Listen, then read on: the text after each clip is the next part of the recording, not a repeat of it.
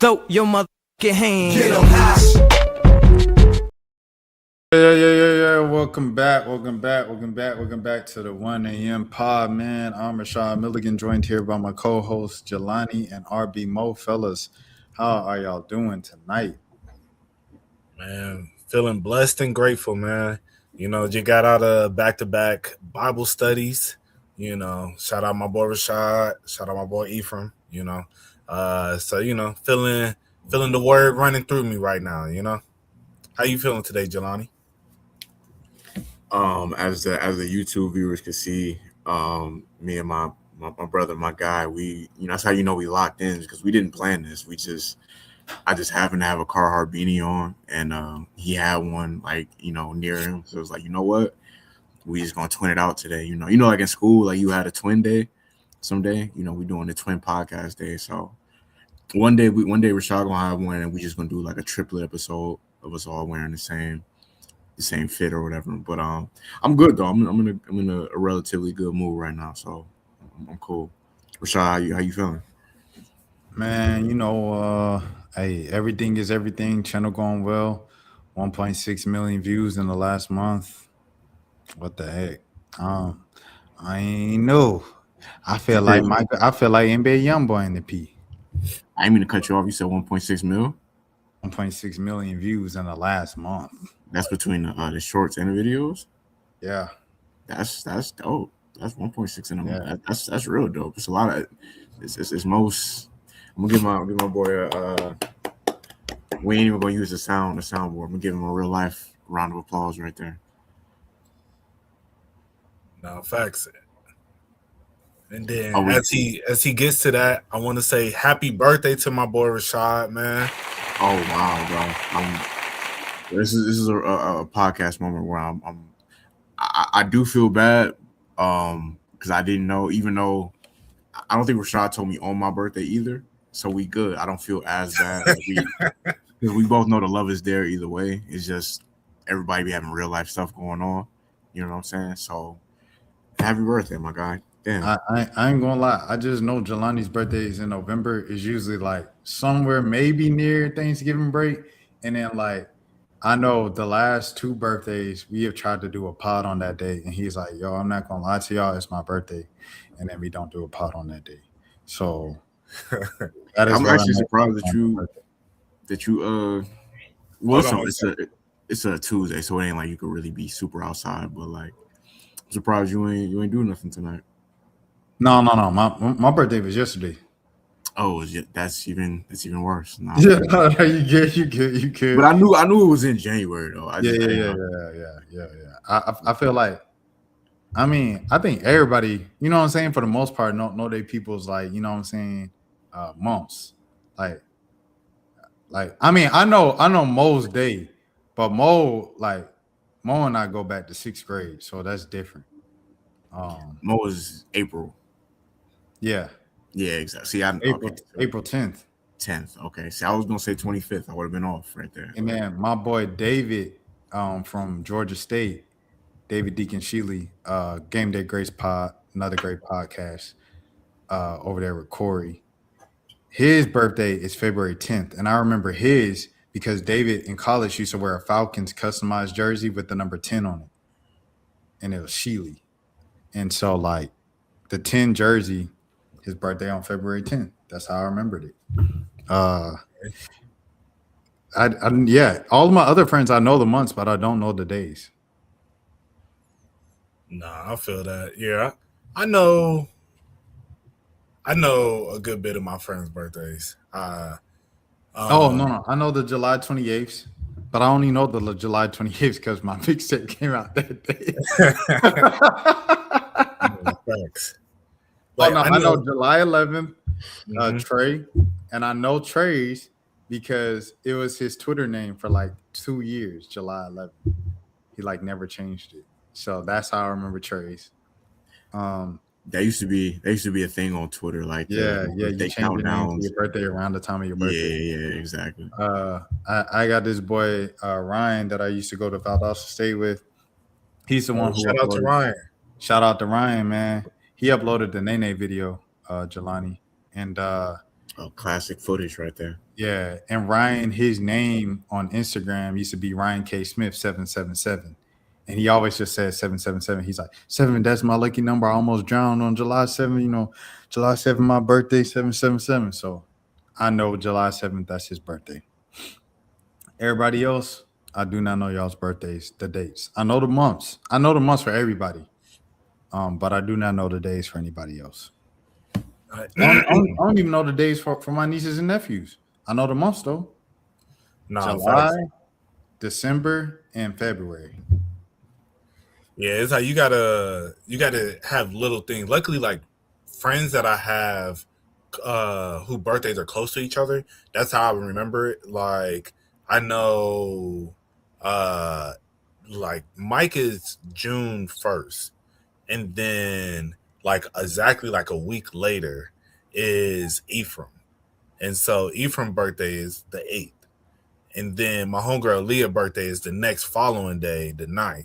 And then Anthony from way back when, not in the win, but the other one, that used to be Anthony and Wynn's birthday is my birthday. Yeah.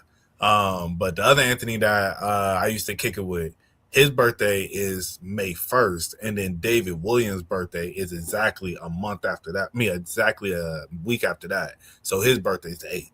So it's like little stuff like that I'll remember because they're like so close to each other. But yeah, if you just got a random birthday, like, yeah. But I think Tally, shout out Taliban. I mean, what's his name now? It's CEO Tally. My bad. That disrespectful. I was saying the old name Tally. That want no disrespect. I was just saying the old name. CEO Tally. His birthday, I think, is the same day as Dennis's. But I'm not sure because it might not be the exact same day. December 14th? I thought it was the 19th. Okay, all right, never mind. Yeah. I mean, I'm not complete. I want to say it's the 9th. Okay. Actually, it might be the 14th. Because I always knew it was like really close, if not the same day as Dennis's, my stepdad. Right. Shout out Dennis. Yeah, shout out Dennis. We had a couple of viewers in here, and I meant to take advantage of that, but they'll come. But it'll be like another random point of this 2-hour pod where it'll be like 2-3 people dropping in because the channel popping right now. But when that moment happens, I gotta remember to do what I want to do. So y'all just keep me on track. Yeah. Where'd you guys want to start off with? T.I.? Like, you guys had the hats on. Obviously when you think of Patch, you think of T.I. slanted hat. What y'all think about him shaving his head and going back to rapping? No, I just find that talk about him going back to rapping is funny, but like that being the first topic, him shaving his head is like, yo, that's no. I get what your overall point is though. Yeah, no, it's I hope he don't fully like completely give up the stand up thing just because I like. We got 3 people in the building. My bad, Jelani. We got 3 people in the building, man. Hey, look. 1 a.m. pod is at 9 subscribers on YouTube. Go search up 1 a.m. podcast right now. We need 10 subscribers by the end of this episode. Who's going to step up? Close the doors. We got 5 viewers in here. We need one of y'all to subscribe to the 1 a.m. podcast right now to get us to 10 by the end of this episode. Close the doors. Cash App. You ain't even have to give nothing. You could subscribe for free. I appreciate y'all. All right, let's get back to the episode. Yeah, T.I. shaving his head. Yeah, no, it was it was no. I mean, like I was saying, like I don't want him to fully stop doing the stand up thing just because I like the idea of. I thought it was dope to see like a rapper that was at the top of. He might not be at the top of his game now as far as popularity, but he was at one point at the top of the game, and for him to at this point of his career to be like, all right, I'm gonna go do something else. I thought that was kind of dope. You know what I'm saying? Even if the reviews for the stand-up special might have been kind of mixed. So like I do hope he does, keep doing stand-up or whatever. But yeah, no, I mean it's T.I. He a legend. Like he anytime he hops in the booth or I might not listen to like a full T.I. album in 2026, but like it's still dope to see the legends still being active, you know what I'm saying? And now he can go back to rocking his fitted, at any angle he wants to without the hair in the way.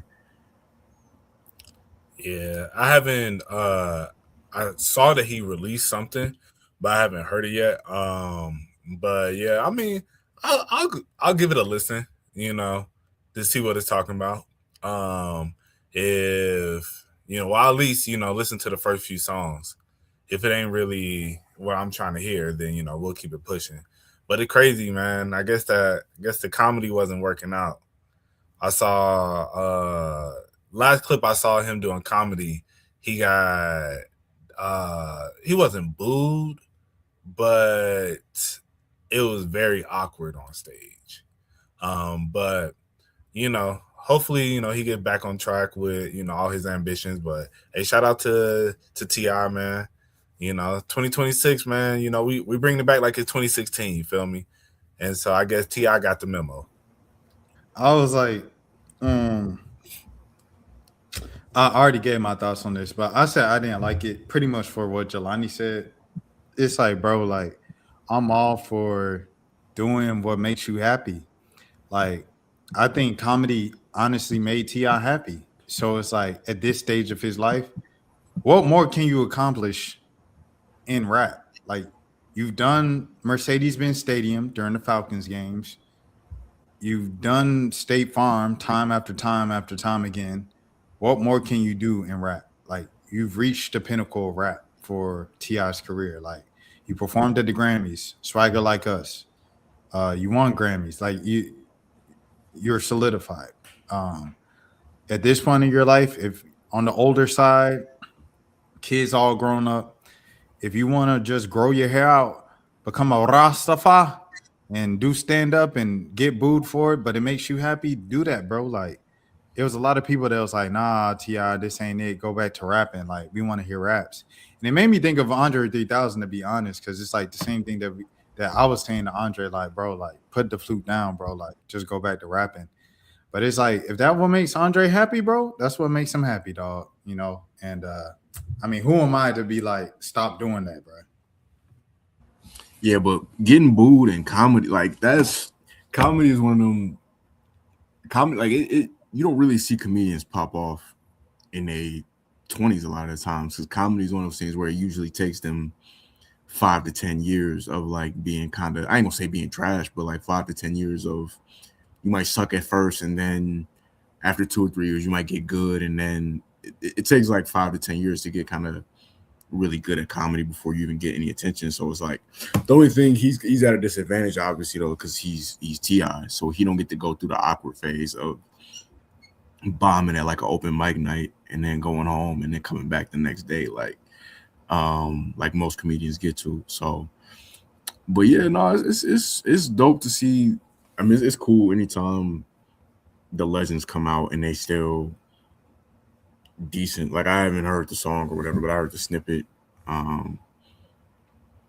don't know. He didn't put out an album or nothing like that. I think he just put out. He ain't put out the album yet, but the album, the snippet, and then the single he released after that was Pharrell.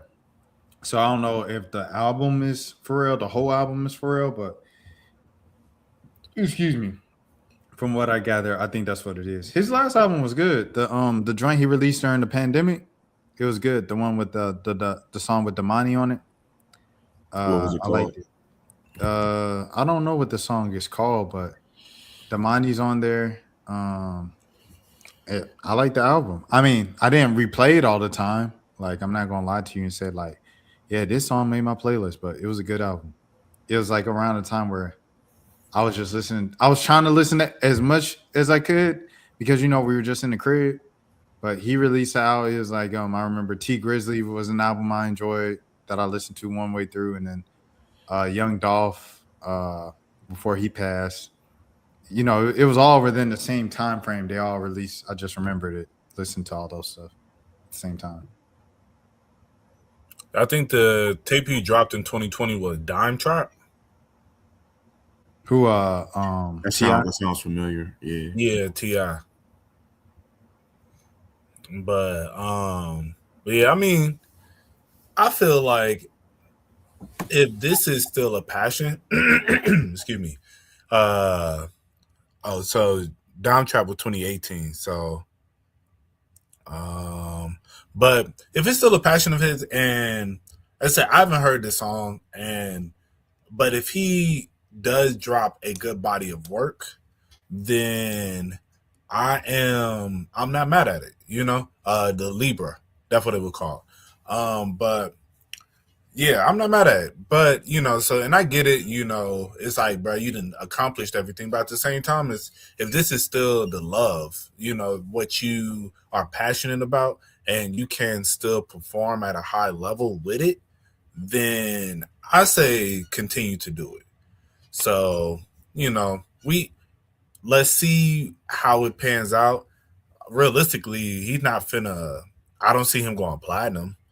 I don't see this ain't finna be a 100K first week sales, but it could still be a good body of work that can be appreciated.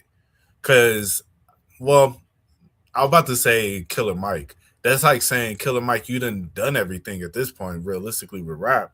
But so you wouldn't tell him that to be like, bruh, because if we heard Killer Mike would drop an album next week, you wouldn't be thinking like, bruh, you did everything already. What more you want? So I think, as I said, if it's still a passion and if you can still perform at a high level, then I'm all for it. So I'm interested to hear how it sounds. I'm gonna check it out at least. If hopefully it's good, So shout out to T.I. But now that we're on the topic, what's your favorite T.I. album? It's crazy. I've never sat and listened to. I know a million. I know a million T.I. I know all the singles, and then I know a bunch of songs from his albums that weren't singles. I know a bunch of album cuts, but I've never actually sat down front to back and listened to a full T.I. album. And it's crazy because I saw it all happen. I literally, besides we weren't living in Georgia when his first album came out, 2001, but we moved back to Georgia summer 2002. So yeah, I saw everything from basically trap music on up, and never. I don't know why that is, bro. Because I had a Ludacris album and listened to that front to back, and a bunch of Jeezy albums, a bunch of Gucci albums, but never front to back listened to a T.I. album. It's crazy. Nah, I feel you on that. I definitely, growing up, I was a big T.I. fan. But it's tough for me to say which one is my favorite realistically, because I wasn't outside during trap music and urban legend. I noticed the songs off of it, but I think if I was outside or really just tuned in with him during that time, because I knew some of those songs, but I wasn't really tuned in to where it's like, man, this was, of course I know Rubber Band Man and, 24s and all that stuff. But when I really, really tapped in, I feel personally, was around, what was that? King. If you go back, yeah, King. Yeah. King was such a big, he was so big around this time, you didn't even have to listen to the album, to know these songs. He was the biggest rapper in rap at that exact time. Nah, facts. And when he did the T.I. versus T.I.P., I'll never forget the promo when he was on the tour bus. He was T.I. was talking to T.I.P. Yeah, that was a whole era, bro. He was, yeah, it was just from that 06 to 08 era of his career. He was at bare minimum, he was no less than the second or third biggest rapper in rap around that time. No, in fact, what was on No Mercy? Because I remember that album too. That was the last go down. It's the third row. I think not no. Welcome to the World with Kanye was on there. What single? Poppin' Bottles. That's why I know that song, because that's the one with Drake. Wait, what single? What single was the single off of this?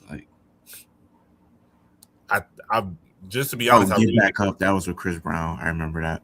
Yeah, T.I. had an era where and I'm not making fun of him at all because we all humans. But It's hilarious. How dare you sit right? And when you got to get back up. Yeah, I remember that. But I think the biggest song off of that was Popping Bottles, for real.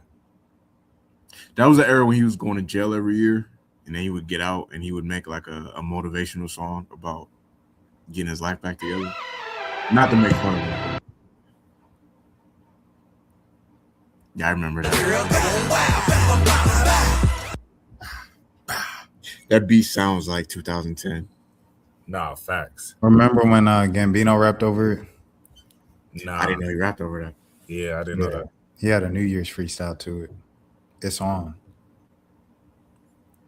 See, Yeah, that hard was- You mean out of like all three of them? Yeah. I mean, I'm gonna say Gambino, bro. I ain't gonna lie. Nah, facts. T.I. was on. He was on Drake Fancy that same year too.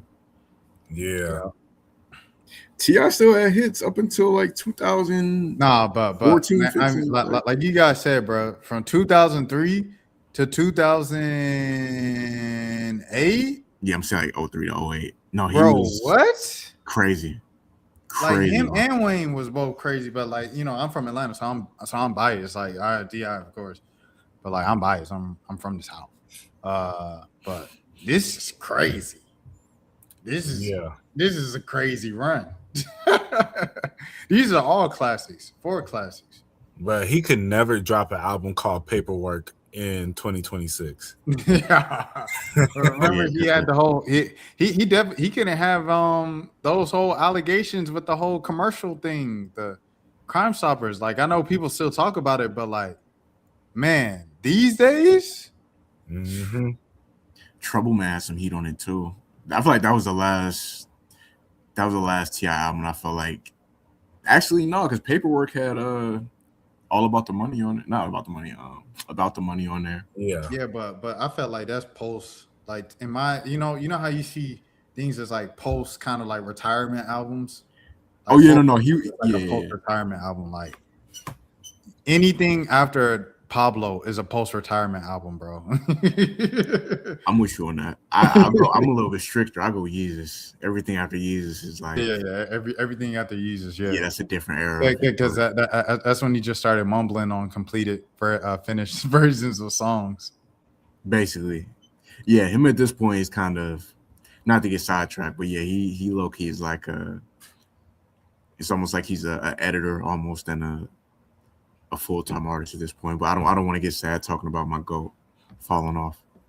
Hey, but speaking of y'all, I know Rashad saw the clip, but with them dudes in Miami playing Hallelujah. So I didn't see the clip, but I heard that was it like at a party or something like that? It was at a club. Yeah, because I seen it was like an article or something, not an article, but it was a tweet floating on the timeline where it was like it said Ye wasn't happy about that. Yeah, because he trying to make right with he's in that era again. Give it a couple years, he'll be back on it. But right now he's back in that. I want peace and love. I'm trying to make everything right. But this was, funny because I saw the clip of them in the car, in like the van before. And then I started seeing all the stuff about how they're banned from all the clubs in Miami. So I was confused at first, but I just didn't really care. So I didn't really tap in. But I was thinking that they were banned because they were playing it outside the club before they got in. I didn't know they got into the club and got the DJ to turn it on. I was like, oh, y'all are wilding. And, I was telling Rashad, I sent Rashad a meme. I like all the people in there who did not know, who wasn't with them. Like, imagine you in the club and then Hallelujah plays. And you said, you like, oh my hell, it's just like, you'll be like, hold on, what's going on, bro? Like, the DJ probably put some drops on it and everything. Pew, pew, pew, pew, pew. I got something for y'all with this one. Brand new smash single. Right.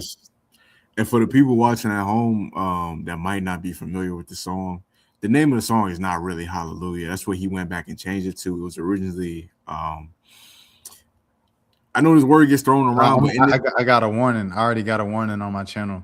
I'm not gonna say the name of the title. I reacted to Speed, and Speed was in Algeria, and they had props, and the end of the video says, "These are disclaimer. These are props. These are professionals. Do not try at home."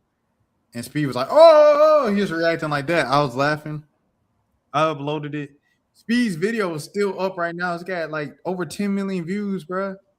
YouTube warning, taken down from YouTube. Da da da da da. I said appeal. They said your appeal has been rejected. I said, how Speed video still up with over 10 million views? And you know what I mean? Like, what are we doing? So because of that, I'm definitely Dan. Yeah, Dan said what's up. He wanted to meet y'all. He wanted to come on at some point. Okay, bet. But yeah, all right, for sure. But yeah, so that is the state of the channel, Jelani. Yeah, I wasn't gonna say the name of the song, but it was a. I know this word gets thrown around a lot, but like in this instant, it is true. It was an anti-Semitic song about a certain figure whose name starts with an H. I think you can put it together. So yeah, the thing about Miami too, though, is that Miami has a high population of those people. So it's like, outside of the fact that you're playing that song, even in like a normal setting, it'd be kind of crazy, but you playing in somewhere, especially at them type of clubs, like where it costs a lot of money to get into, you know, that them type of venues, they be, we too deep in this bitch, we might drop. Yeah, they be outside. So you got to be careful with, I don't know where you could really play that song at. it just, you know what I'm saying, catch a vibe. But yeah, you know, play stupid games, win stupid prizes, I guess.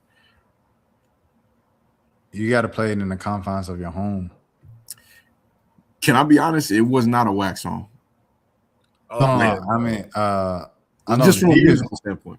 Shout out Zias and B. Lou. Zias one time he was humming it, and bro was looking at him like, "Bro, is you humming?" And he said, "Oh yeah, it's catchy." Bro, it really is, bro. I'm not gonna lie. It's just, yeah. Because even his flow on there, like before, you know, you get to the hook, it's a good flow. Like, I ain't gonna hold you. I went and listened to it earlier today because I was like, because I haven't heard it in so long, and I was just like, so I found it and I listened to it, and I was just like, dang, bro, why you had to put that in there? Because this would have went. I ain't gonna lie, they low key made the song like go again. Like, this is the first time. Like, remember how Young Thug's song was like the talk of the town for like a whole month, and it's kind of going away. People are forgetting about it, and Thug want to go back to the man.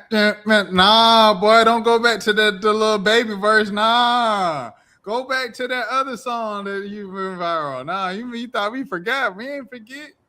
So yeah. That's kind of how this song went for real, and it came and went. And they kind of brought it back just with this whole controversy because, like Mo said he listened to it earlier. I know when I was leaving work and I walked to the grocery store before I went home, the song was just popped in my head. I didn't play it, but, you know, the hook was, you know what I mean? Like, it was playing in my head. So, I mean, it's a catchy song, bro. I ain't going to lie. But that's, he the greatest artist of the last since Michael Jackson. I thought you was gonna say you heard it outside when you was walking around. I don't know. I heard it in my head when I was walking outside. Oh, all right, yeah, that'd be somebody just blasting that off the speaker would be kind of crazy. But shout out to the illustrious writer Dave Blunts.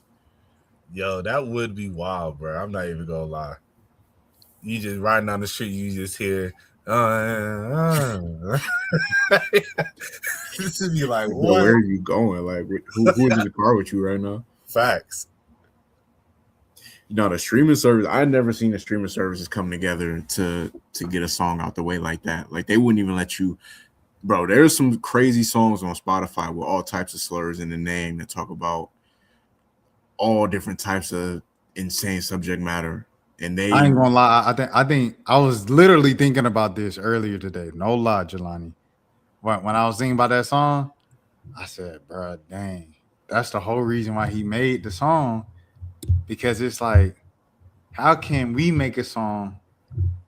You know what I mean? Well, you can make a song called "I Kill N-Words" as a black rapper. Come on, man. I'm gonna putting on the tinfoil hat. No, I'm How with can you. 21 Savage change his whole life by saying, I pull up, roll the window down, and I'm on that? Right. How can he change his life? He changed his life off that song from saying that. That's crazy.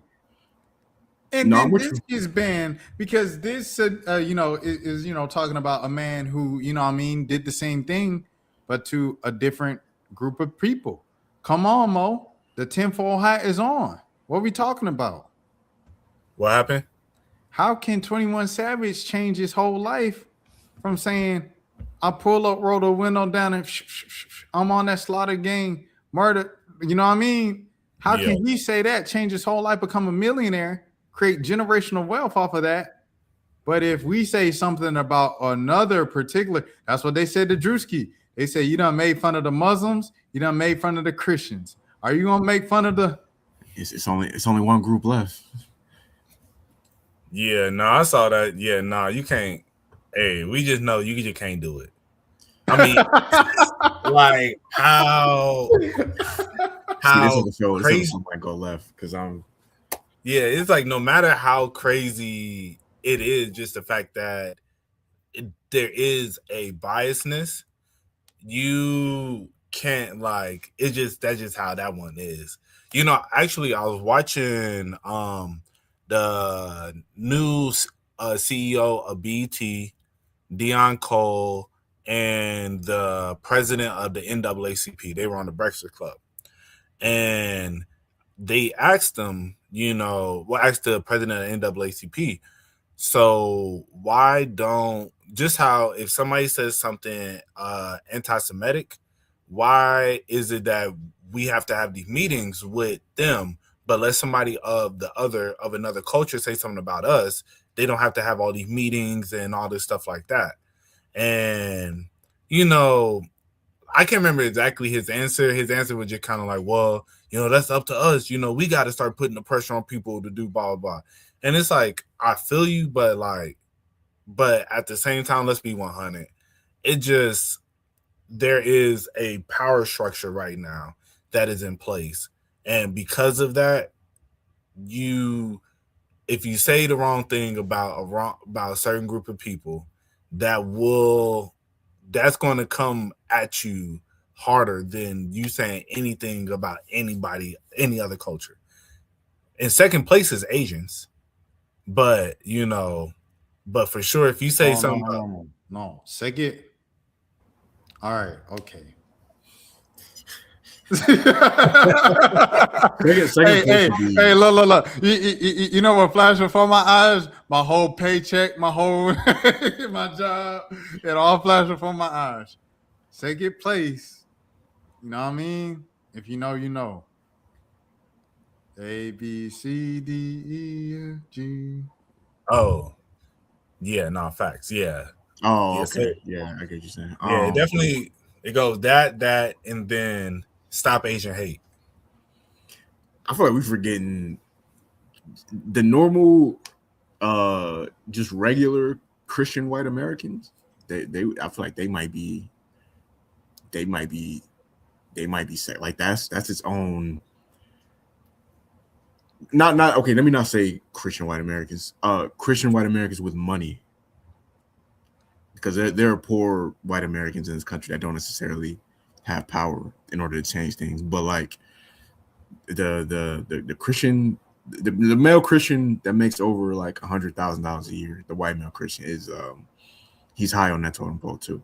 Hey, I ain't gonna hold you unless you live in Minnesota. See, I feel like it might be a political joke here that I'm missing out on. Because I know in Minnesota they got the. Oh, okay, all right. Is that where That's where old girl just got killed. That's what I was thinking about. Okay, I ain't mean to fuck your joke up like that. My bad. Yeah, I just completely sold my boy shit right here. Rest in peace, my guy Keith Porter Jr. as well. Right, facts. Rest in peace, Keith Porter Jr. When was it? Oh, was that? Yeah. No, that was one out in LA. And then rest in peace, of course, to April Renee Gooding. Yeah, but did we talk about this last pod? I don't think so. Yo, a lot of times I try to stay away from watching those videos and stuff. Just because I don't know. I get it, sometimes it's good to be informed to see it, but then a lot of times I'm like, I can get the picture of what's going on without actually watching the video because I don't want to provoke that type of rage inside of me. But I'm not gonna lie, seeing the video of what was it, Renee Good? Yeah, I called her April Renee Gooding. That was a whole nother name. So apologies to her, you know what I mean? Respect to the family and the loved ones. Her name is Renee Good. Yeah, I heard you add a little extra to it. I was like, okay. But but when I saw the video of her get killed and then seeing her neighbors try to go over there to try and help her and then they were like, nah, it was just like, bruh. I was like, man, this is crazy. And of course the black videos always, enrage me as well. But this was, for some reason, I think I was just like, man, y'all are just out of hand. It's because I feel like they always try to make some excuse when it's black people, With this one, I'm like, oh, so nobody's safe. Y'all just out here running wild, just doing whatever, And just the fact that they couldn't even just go help her, when the lady just sitting there dying. And, it's just crazy, man. I ain't gonna lie. It made me realize, bro, I never really thought about this until now. And I don't know if y'all ever have. Have you ever thought about if you was in the 60s, the 50s, 60s, would you been with MLK or Malcolm X? I probably would have been with MLK. I think I would have been with Malcolm X, bro. I think it's easy to say that, but nah, because what you gonna say? No, I was just gonna say I think it's easier to say because have you seen Selma? I think Selma give you a great perspective on everything for real from MLK perspective. I actually have not seen Selma. That's one movie I've actually been meaning to watch. I've never seen it. Yeah. I watched Selma on the plane one time, and it's it gives you good perspective of why MLK was moving the way he moved because you can hear it, but seeing it in the movie of this is what happened to them, this is what they saw, and this is how they were gonna react, and then MLK was like, no, that ain't going. You know what I mean? It's with rest in peace. Once again, B Green, Linton Blackwell. Excuse me. We obviously followed that on this channel and stuff. It's I talked to his manager, Tim, and I say all the people out there, because B Green, a big figure at East Lake Meadows on the east side of Atlanta. And it's to all the people that's mad and upset, what you got to say to them. He said, be smart, bro. Because if they get us, who gonna say something? Who gonna fight against them? It ain't no more fight if we all gone. If we all off the earth, who gonna fight for them? You know what I mean? So it's that's true. That's true. Right. No, and I feel that. I think, just sometimes, because I know myself, at times I get the rage, with seeing stuff like that. And if me seeing, I don't know how I would have reacted with injustice right next to me, to where, I'm seeing people getting beat, people, or I'm personally getting beat. I just don't know. Part of me feels like I would have been yo, we got to get them. And I mean, but I'm not saying I'm promoting violence in any way or nothing like that, but I just do feel sometimes it's just it's just so messed up, right? And I think it's hard to just sit there and watch something and not want to get immediate payback, but I think at the same time, when you see the bigger picture, maybe I would have, because at that time you would be witnessing so much that you would be able to possibly think about the bigger picture of all right, how can we really make a change here? But yeah, man, I don't know. That whole, as I said, the Renee Good thing, bro, it was wild to watch. Cause I mean, but I will say this. I'ma just not she definitely didn't deserve to be killed, but she was wilding. Like, I think, On the live. oh yeah. Oh yeah. She didn't deserve to be unalived, but she was wilding. And because realistically, when I saw the video, I was like, you wild for with them, the cops coming up to you, trying to open your door, and you think you finna just drive off. And so that is one thing. She should not have done that, but that wasn't warranted for her to lose her life. And I don't think she was trying to run over the cop or nothing. But at the same time, I think as a black man, as a black person in America, I try to drive off on the cops. Oh, bro, I don't know what she thought was about to happen. Like, genuinely, like, I really am curious what was she thinking in her mind. Like, oh, I'm finna just drive off on them. They got me bent. They finna, like, it's like, bro, if that was me, bro, I'm going to jail. I might swerve in the corner, bro. Right. Hey, rest in peace. Rest in peace. Rest in peace, but terrible joke. But I just wanted to say it came to mind.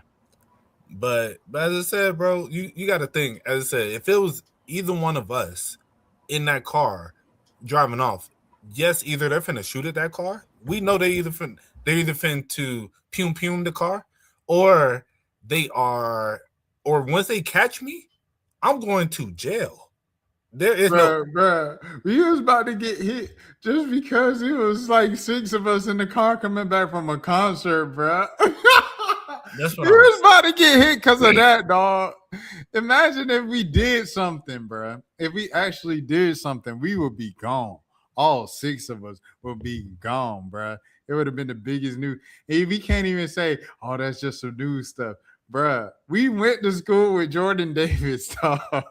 Facts. Like, we are Trayvon Martin's age. Like, my birthday was yesterday. Trayvon Martin's birthday is 21 days from mine, and 28 days from mine is like Jordan Davis's, bro. To the year.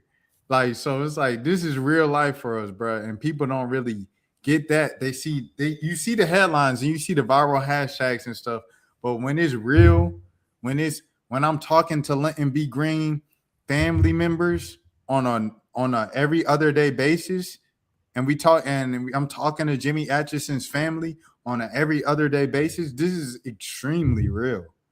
And so, because I know a lot of people with these situations say like, oh, it won't be me. You know what I'm saying? That's what we all think with situations. This is a real situation with real people. This ain't just no viral headline stuff. These are actual people, and people that we are 6 degrees of separation from. Not even that. In a lot of cases, 1 or 2 separate degrees of separation if we're all from the South, because that's where a lot of the stuff go down. Right. No, facts, man. Yeah, no. So, I literally say this at least. I thought it might be my catchphrase at this point, but yeah, it's. I was thinking about this earlier. Like, I feel like every time I scroll Twitter or TikTok, it's like I get informed about something. It's good to stay informed to an extent, but like I feel like I get informed about something that stresses me out, but it doesn't directly affect me. Like, I'm constantly hearing about certain headlines that happen in other states, even other countries. And like I said, like, it's cool to be knowledgeable about the world and everything like that, but it's like it's so much happening. I can't, like, even the video of the lady that we were just talking about, they got killed by ICE. Like, I didn't watch that video just because it's like, yo, I don't. Unalive. My bad, bro. I hate that we have to. I know it's not you, it's the YouTube algorithm. I just hate that we have to talk like this. But yeah, TikTok too. Yeah, that's a fact. But yeah, no, I hate that happened to her because it was like, I mean, I didn't watch the video of it happening to her because it was like, I don't know how it would have helped me. You know what I'm saying? Like, I already know. I read what happened. I saw the headline. I don't know how consuming this, but it's like, even if you try to avoid certain videos or certain topics, it's inevitable. Like you'll just be scrolling. I'm literally just scrolling TikTok earlier, and it just I don't know if your algorithm works the way mine do, but it'll like TikTok, it'll post. Let's say I watch a video of sports, it'll just post like 4 or 5 straight videos of sports, and then it might go to another topic, but it just showed me earlier like 4 or 5 videos of like shootout footage, like salute, bro. Of like videos of Chicago, Philly, of like people getting. I'm like, bro, I didn't even know y'all could show this on TikTok. Like, how do y'all even breaking the what rules are y'all breaking to even show me this? But yeah, It's crazy because you can't even show like twerking on there. I was just about to say that. Like you can, it's but even with that, it's like some ways where some women they find ways to avoid it, and they show a lot of stuff on. I don't know if this trend has been popping up in your algorithm, but like it's a trend where women would be like my 2026 is gonna go like, and then in the background it'll be. I think you know what I'm talking about. I don't, but I know the type of video like. Yeah, like they just have so many sick setups for like crazy stuff, bro. Like you said, like you can't twerk, but you know what they do? A day in the life of a so and so year old mom with them biker shorts on, talking about okay, the first thing I do is clean out the bottom of the fridge. That's not the first thing you do in the morning. Get your up. You don't even wear them shorts around the crib. You wear baggy sweats. You better put some clothes on. Yeah, no, it's all my bad, bro. No, I was just saying facts. You know, it's always a certain way for them to be able to break the algorithm or to break the rules of, you know what I'm saying. But yeah, no, you definitely got to be careful when you scrolling through social media, or at least myself. I got to be more careful about what I'm consuming because it's just certain stuff I can't do to. Listen, man, I'm gonna be honest. Some Trap Lord Ross documentaries are like I don't want to say a guilty pleasure because I don't get no pleasure out of watching a video about kids, you know what I'm saying, losing their lives. But like I do be watching them documentary videos and stuff like that. And stuff like that, I don't really want to consume too much going forward because I just don't want that in my algorithm. No, that's real because you look at a Trap Lord Ross vid, then your homepage be the story of Little Bill. Bro, you're like, who's this Little Bill kid? this Miami teenager. Yo, man. Or be like the Dangerous Hoods. And it'd be yeah. It'd be like the Dangerous Hoods. And I was like, dang. When I moved out here, oh yeah, my homepage for a little bit was like the Dangerous Hoods and you know the cities and towns around here and stuff like that. For a little minute. Yeah, see, at least the area you live in or the city that you live in is kind of like, I feel like it's kind of marked off to where you know, like, okay, these are the areas to avoid. Like it's a little bit more distinct than maybe other cities. Yeah, LA. Yeah, have you ever talked about LA here? Did you had a bad experience out there or something? No, I'm just saying like LA, like the hood is pretty. Oh yeah. The palm trees and all that. The grass be cut, like you don't know it's the hood. Then in the South, oh, you know it's the hood. Those weeds in your yard, cuz barbed wire, dog barking on a chain. It's not even a real chain. It's like steel, you know, looking like the Bow Wow little album cover. And bro, why did you just all day? You know you in the hood. No, in fact, why did you just go to this? I had Ted Cruz up earlier, so then I just pulled up Grayson Allen and Ted Cruz. Twin them. You know the one broadcaster, he was doing the Suns game, and it was like the opposing broadcaster. He said, "I'm sorry, I can't just like not look at him and not think of Ted Cruz like in the middle of the game." No, they definitely look alike. Shout out Grayson Allen, man. Grayson Allen was like, who would y'all say is the last Duke boy? Like, it should be Cooper Flagg, but I don't think Cooper Flagg is hateable. Like, he just happens to be white. Like, I think Grayson Allen is a hateable, you know what I mean? I don't think any of these guys that played after Coach K left are like necessarily hateable. So Grayson Allen was the last true Duke guy. Yeah. Low key, now that I'm thinking about it, I can't think of somebody else who that people really. But Duke, our era of Duke is not like. I feel like Duke wasn't as hated when we was coming up. Like, It I don't know. wasn't necessarily Christian Leitner, but like this dude Grayson Allen was tripping folks, kicking them in the, you know what I mean? He was wilding out there. Yeah, he was hated, but I don't feel like people hated that Duke team though. Because Coach K started going with them boys with the same haircut. Remember they went to the championship against Frank Kaminsky, Frank the Tank. The whole starting five had the little high fade. I said, bro, a whole starting five was a sponge lineup, bro. Quinn Cook and them boys. Yeah, no, the sponge with the Rich Homie Quan fade. That was the era. Yo, not to throw off the pod or whatever, but when was do y'all watch college basketball? Bro, I'll be so out the like that's one sport that I used to. I'm not gonna say I was super tapped in, but I used to be way more. I used to know at least like, okay, these are the big stars in college basketball right now, and now I just feel like I'm kind of out the loop when it comes to that. I usually am, but this is a year where I am keeping up with the box scores and I'm keeping up with the highlights because this is a hyped up draft. So, you know, especially like it was the top four at first. AJ DeBonsta, I always say his name wrong. AJ DeBonsta, Darren Peterson, Caleb Wilson from UNC. He's from Atlanta. And then Cam Boozer, you know, Carlos Boozer's son. That was the big four. But looking at all four of them throughout the year, it's a clear separation between these two and these two.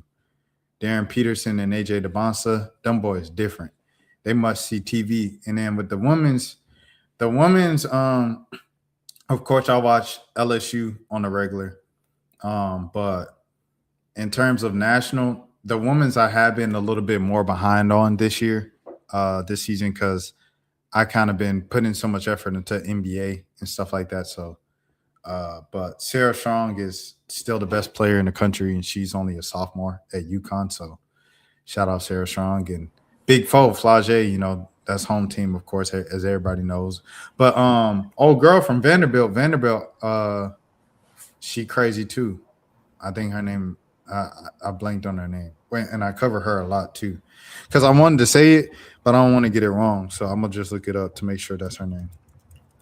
But yeah, who's the girl at Iowa State that be going crazy?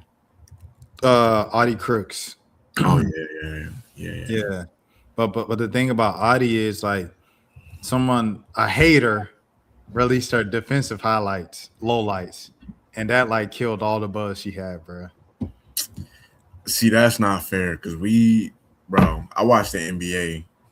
It's dudes in the league that don't be playing no defense whatsoever, and they whole game is just I'm out here to get buckets and get buckets only. So I don't even really want to. They get some of them get slandered too, but I don't want that to be like a double standard where we cool with these dudes in the league. Because Audie was going viral, right? And then someone did this, bro. Oh, this was crazy, bro. Bro, that's crazy, bro. Crazy. No, that is crazy. But I'm like, I watched Luka do the same thing. Not to say they're the same offensively, but it's like, I don't know. I feel like that's kind of a thing now. Not a thing, but it's more understood now in 2025 just because of the way offense 2026, just because of the way offense is played, that they use so much energy on offense. It's like you can't really expect some of these guys to, or in this case, some of these girls to be 100% invested on defense. Sarah Strong give effort on both sides. That's why she's the best player in the country. Okay, but and I'm not even joking or being funny, but like from a physical standpoint, though, it's probably easier for her. Like I Yo, gotta put my boy Adi Chris don't play, boy. Big body, big. Remember, I used to be dusty. Come on, man. Shout out Adi Chris. Yeah, this is crazy. Win horse. That's crazy. I'm gonna go to that. What year is she? Is she supposed to be in the league? She might be. Yeah, she's a junior. Okay. All right. But yeah, speaking of we brought up T.I. earlier. Speaking of Atlanta legends, there have been rumors. I don't know what's true. I'm not connected whatsoever, even 1%, to know if this is true or not. There are rumors about something happening to Gucci Mane, allegedly related to the Pooh Shiesty situation. Yeah, I saw a tweet about that, but I didn't see nothing else. It was just like some random person tweeted it, and then somebody was like, "For real?" And he was like, "Oh God!"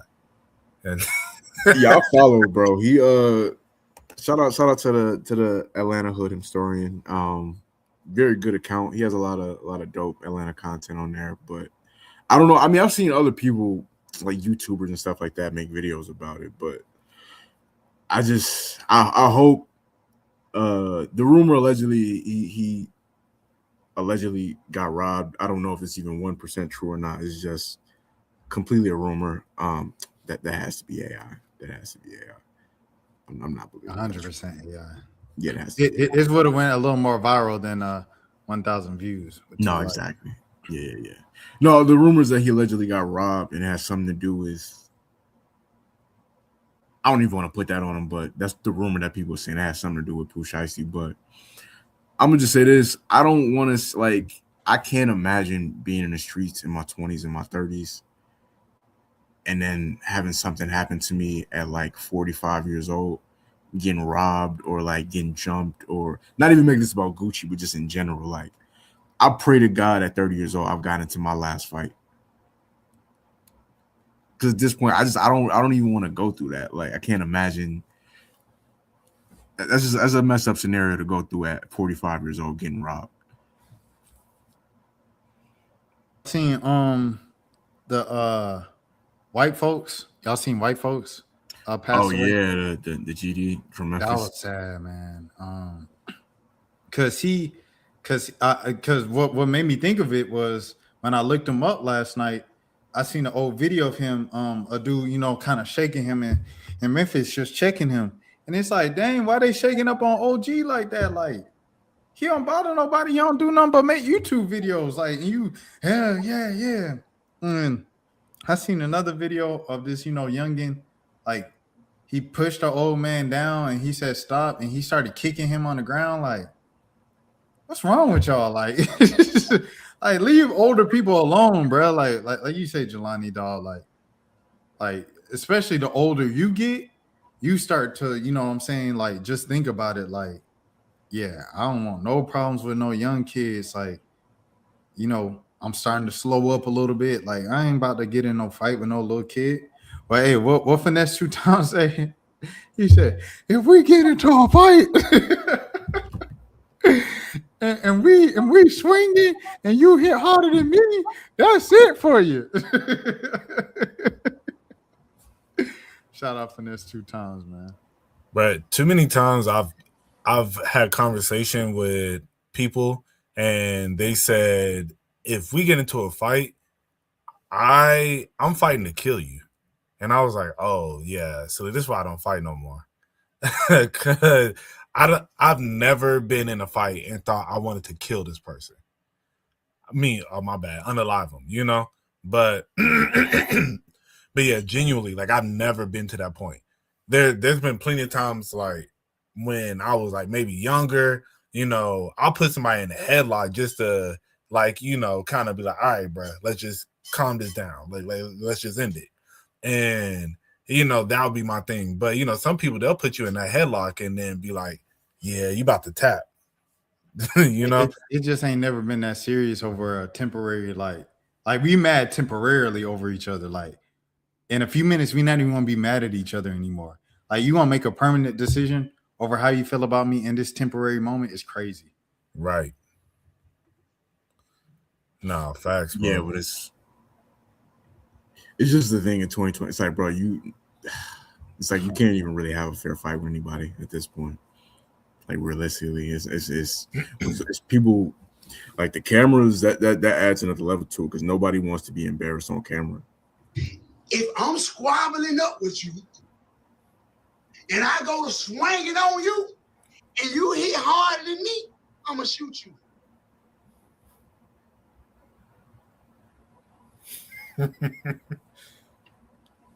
That's how a lot of these dudes think. You think we finna fight and you hit hard in the motherfucker? You finna die, boy. Ain't no more fighting, boy. You hit hard in the motherfucker. It's over with, boy. Go on to hell with them hard ass punches, nigga. Go hit the devil. Yeah, nigga, go hit somebody in hell, nigga. You ain't finna hit me with them motherfuckers, nigga. I wouldn't. If I'm squabbling up with you, This man Finesse, bro, is crazy, bro. He having a crazy month. Like this, the most I ever heard of Finesse 2 times, like within a month span. I still haven't heard a song. Have I ever heard of I only know him because of clips I see on. because of the craziness? I feel Yeah, like he I one of know. them. He probably one of them dudes. You know how like, you know how when the like Glorilla pop, like Big Boogie pop, and like I felt like they all made the same song and they all went like, you know what I'm saying, like in the club and on the radio, but they all sound the same. Like it's all like, yeah, I'm that big dog. I'm a Yeah. big tipple. And then, you know, they rap like that on the song. Like it's about 3 or 4 of those songs that sound the exact same and they're from different artists. And I think Finesse 2 times is one of those artists in that, you know, like the give me head top, like, you know, kind of that genre of music of No, I know the exact type of time you're talking about right now.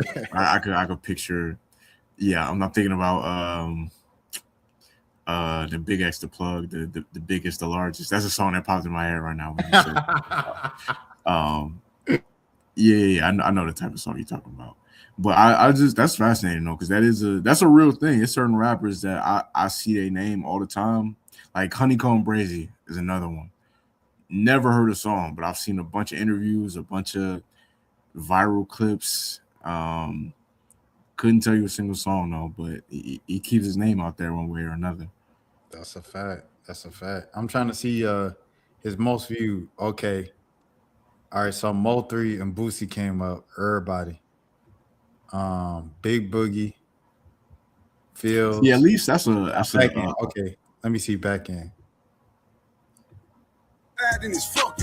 Oh, that's his song. well, I think you're like 5. I know we can't play the whole thing, but Yeah, like you can't play more than 5. Let me see. But you know this song, bro. Hold on here. It's on the 2 time, the F you. I'm gonna listen. That make you a sucker. I don't fuck with nobody. No. If Yeah, that You remember that song? I'm pretty sure I heard this before. Hold on. Let me go to 2 times or something. you my tag and fuck you, I don't know some money. But if they give this shit, I'm a flush. I'm gonna give me some money. And I feel like the monetization for this episode going, bro. Like, y'all done said the words too many times. Like, so I'm gonna go. I ain't gonna play. Don't fully give up just like that. Like not because I wanted to hear Finesse 2 times. I don't want that to be the reason we get to watch. I'm tagged in this fuck you. I want no. That's the song. Yeah, I'll listen to it when that. Hold on. I'm pretty It's a sure. problem when I do it. There it is. There's the song. I mean, Okay. I've heard Cool when the they clip do it. into It's a problem when I do it. F them. That's Finesse 2 times. Okay. You don't It's know that song? I think it was like on TikTok or something like that. Yeah. It was a big Yeah. deal a few years ago. When that song come out, I'm trying to see. It's cool when they do it. It's a problem when I do it. F them. Dang, that's 2022. 2022 feels like a long time ago. It's I know it was only 4 ago years. now.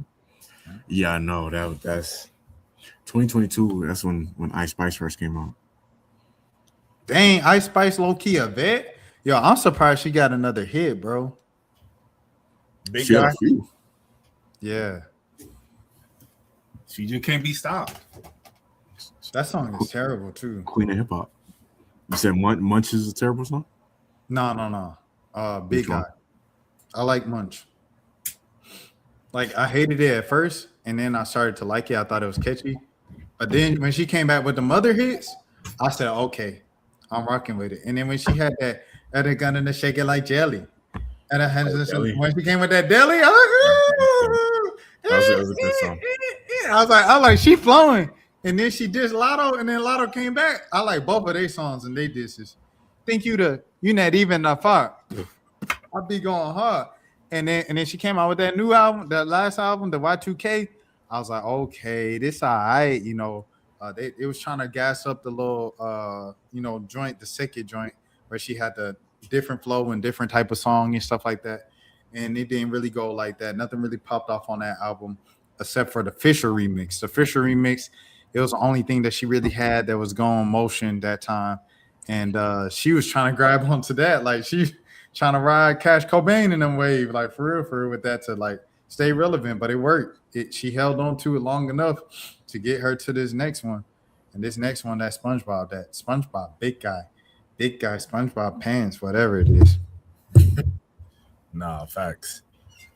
Yeah, Did she nah, keep I her mean, shit? I'm about to say, yeah, she definitely keep one, you know. And then her social media presence is for sure top tier. I do not miss a video. I won't lie. Oh yeah, no, she knows what the people want. But when she Like, she got that one video with her in them jeans, that's when I was just like, all right, this is crazy. Cause yeah, I don't know. Do you see the one I'm talking about? Where she got those big old jeans in the car? I don't know if I seen that one. Oh yeah, it's like I think like Suki is in the car with her too. Not Suni. I think Suni's in the car with her, and they're like, yeah, and I think they're in like Paris or something like that. And then she got on these jeans and she's in the car twerking. Bruh, I was like, I ain't never seen somebody twerking jeans look this good, bruh. I'm not gonna lie. Yeah, no, that's like a skill set for the ladies. I remember meeting her at the beginning of the journey, man.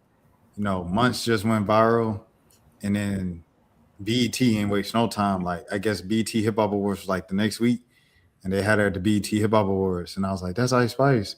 And then they played the song during the commercial break, and everybody was singing it, and she was just like, and then I seen her outside. I was like, "Yo, Ice Spice, what's up? We trying to interview you." And then she was like, "Okay, get my manager number." And then I got her manager number, and he only texted me back once. And that was when I was like, "Are y'all still in Atlanta?" And he was like, "No." That's it. I seen the manager again. Mo was with me at the show. When I seen the manager again, I dapped him up. I said, "What's up, bro?" He looked at me. He said, "What's up, bro?" Like he all smiled big because he was like, someone recognized him. I was like, "Bro, I literally just texted you earlier today, and you've been ignoring me for 3 years." But Hey, that's the industry, man. I was just about to say that's a dirty industry. man, music is way worse than sports, bro. Yeah, Yeah, because I it's don't know. That's a good question. Is music or sports worse? Go ahead, Jelani. because there's so many like delusional. It's like, okay, you got the star, but then the manager thinks he's a star, and the assistant to the manager thinks that they're a star, and it's, Oh, hey, do we want to have this talk? Do we want to have? Oh wait, you might have walked us into it, man. Do we want to? go ahead, get your Hold on, man. Where Buddy at? I want to see the photo with both of them, but I think for right now, hold on. What's it called? Hold on. I got it. Just give me 1 second. Just give me 1 second, because you stumbled upon something, right? Hold on. Slickly had this talk when Metro had his album release party. Facts. Oh yeah, everybody was. Oh wow, this is a perfect example. Oh yeah. When the Yeah. manager think he the star. I done went on this rant 8 times on the channel already, so I'm gonna give y'all the floor. It's just like you over. It's like sometimes you block your own blessings. You know what I'm saying? Like it's like like Suge Knight said. You want to be all in the videos dancing. Like, listen, nobody. I don't know if that. I hope that rumor is not true that he trademarked the word. That he trademarked the word tenderism. For anybody, for the listeners who might be listening, we're looking at a picture of Unc, and I don't even know the guy's name, the white guy who owns the restaurant. There was I don't even know what Unc's real name is. We just gonna call him Unc OG. Yeah, but he went tenderism. Yeah, tenderism. Uncle Tenderism, what we gonna call him. He went viral on TikTok. He was at the restaurant. He was showing people how the meat falls off the bone at the restaurant, and he, that was like his catchphrase. He'd be like tenderism in the videos. It was going viral, but everybody thought he owned the restaurant. He didn't own the restaurant. It was actually a white man, a Caucasian male who owns the restaurant, and he was just in the background at first. He was cool, and then the video started to get more views, and now he's popping up in the videos. He's doing videos by himself. He allegedly trademarked the word. I hope not, but I've been hearing like the comment section. They've been on him, like they've been letting him know, like, yo, we ain't here for you. And yeah, man, sometimes you gotta just sometimes you gotta get out the way, bro. Like, it ain't about you. Like, you gotta know when it's not. Everything ain't about you. You gotta know when it's time to play your role and just play the background and reap the blessings. I mean, if you own the restaurant and then Unc was there and he'll getting all the credit, and it's like it's your restaurant, would you not want to be? It's like to be seen a little bit. I don't know to what extent. Look, Domo. If I'm getting the money, exactly, what I care to be seen for? I mean, I guess I haven't personally seen any of the videos with Buddy in it, so I don't know to what extent he's like getting into the videos. So okay, all right, I'll give you and the listeners background on this. So this is how this all kind of came to the next level. Because apparently Buddy on their page, he always been on the videos, on every other video and stuff.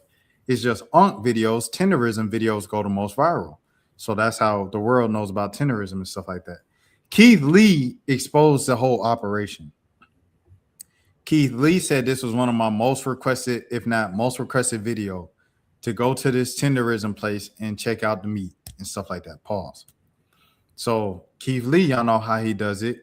He get his family member that people do not see their face of, so they don't recognize who it is, to go inside, order from them, and bring it back out to the van in the parking lot. Keith Lee reviews it, and then he usually goes in, tips the people $1,000, and then pay for everybody for the next hour in the rest. That's what Keith Lee does everywhere. So he eats it in the car, and then he critiques it, and then he like, okay, I got $4,000 to give to Unc. So he walks in there and he asks for Unc to give him money. I got $4,000 to give to Unc. Where's Unc? So they say Unc can't come out. He busy. He said, okay, the owner said Unc busy. I think they're recording a podcast or something like that. We can't talk to him. And people are like, what? He can't talk? What you mean? So then the owner comes out with a response video with Unc. Unc not saying nothing. He just sitting in the video. He doing all the talking. And this is where, we see what we see, what people was talking about. So he said, if you want to come in, you want to tip, why you just want to tip him? Like, why don't you want to tip the owner? Why don't you want to tip the other employees? Like, why just, so that's what he's saying in the video. And that's where all the problems, kind of have come from. So, and I get that. My question is, I wonder, is Unc really like the master chef here, or did he just go viral? I think he is. I think he was the guy. Like, okay, so I did a deep dive on this yesterday. I haven't chopped up the video to post it as an individual video, but I did it literally on live because I was watching a video and the dude was like, well, the man he was saying he keeps referring to Unc as, his business partner as the co-owner. But if you looked it up, who is really on that paperwork with the state of California, who is on the paperwork as an owner, I bet it's just him. So I looked it up, and apparently it's actually not even none of these guys. It's his mom. And so I looked up his mom, and his mom married a man who's a business owner. Like, he's a businessman. He's a millionaire, everything like that. He owns minor league soccer teams. He died in 2018. He passed away in 2018. And he owned minor league soccer teams. He owned stake in hotels with Trump Hotels, Hilton Hotels, all that. And so they was in New York, then Jersey, and then they moved over to California. And they opened up his mom was a cook. So she opened up like a cookie shop, and then they had a sandwich shop. And then he did a barbecue shop. No, he ran into Unc. He had a barbecue shop. They said Unc one time just came in there randomly and started cooking. And he said after that, he just made him his, he just brought him along. That's how it happened. Oh, okay. Okay. No, I mean, so I'm like, did Unc just like walk in and just walk straight to the Like back? he said that one day they was just, I don't know, they had the stove or whatever, restaurant at one of their restaurants or cooking, something like that. And he said Unc just literally just started cooking. And like, I guess he probably had that tenders and the meat falling off the bone. And from there, that's when it happened. But Keith Lee also exposed that too. He said they cut the meat a little bit so it falls off. Keith Lee, boy, he be getting after it, boy. Remember, he had the whole city of Atlanta on his back. Keith Lee get it. That's why the people like him, bro. He get after it. He don't hold back. no, facts. Didn't they just make a TikTok though on that account where it was like saying like he was going home or something like that? Unc was Yeah. That was the thing. They was like, is Unc missing? What's going on? And then Yeah, I saw like- another video today that said he put out a message on MLK Day calling for everybody to calm down. I said, that white man behind that camera talking about Yo, that's crazy, man. Like, bruh, this is some real life driving Miss Daisy stuff in 2026. that's how it goes though. I don't even try to get too deep right now because that's a lot of times how it goes. Like, even if you look at the music industry, like, it's a lot of black faces on camera, but if you look at who's making the most money off of it, it don't always be people that look like us. So not to make this overly deep, nothing like that, but Hey, but I just hope Unc is getting a good cut. It'd be different if he was getting paid like an hourly rate. Like, so I hope, the business is in order where he's making a good salary and, and he's able to take care of his family. I'm sure that's all he wants. But I don't think he even knows that he's supposed to be making money off the TikToks. Like, I'm pretty sure he's not.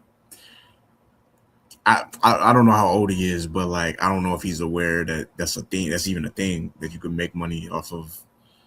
You know what I'm saying? Going viral on the internet. But I mean, I feel like he got family. It's not like unless he's just a older man who has no family, no kids, no like nephews, nieces, or nothing. I'm sure there is. I don't know. That's what I would assume. But, at the same time, you never know. Maybe he is just like not receiving nothing and out here just getting finesse. Because, yeah, he easily could. But at the same time, I mean, shoot, if he is receiving it, because somebody probably is like, hey, we busting all this down, and like he could be receiving money. So I don't know, As I said, I think sometimes us as black people, we assume the worst, especially when we see a white man involved. So, I mean, like, let's just be real, So, No, we need Pablo Torre to do an investigation into the tenderism. What's the restaurant? I think it's called Destination Smokehouse. Where are they located at? California. California. Oh, okay. yeah, it's like 2 hours outside of LA. Yeah, and they spell Marietta with a U, not an A. Maria. I've heard of that city. I have heard of that Yeah. city. Someone in the comments was like, "There's a Marietta in California," and they spelled it like Marietta with the A. And I was like, "Oh, I know where you from." No, facts. But yeah, man, no. When I saw that Joker don't even own it, his mom own it, I said, "Oh snap, that's a whole nother. It's a whole nother layer of stuff here."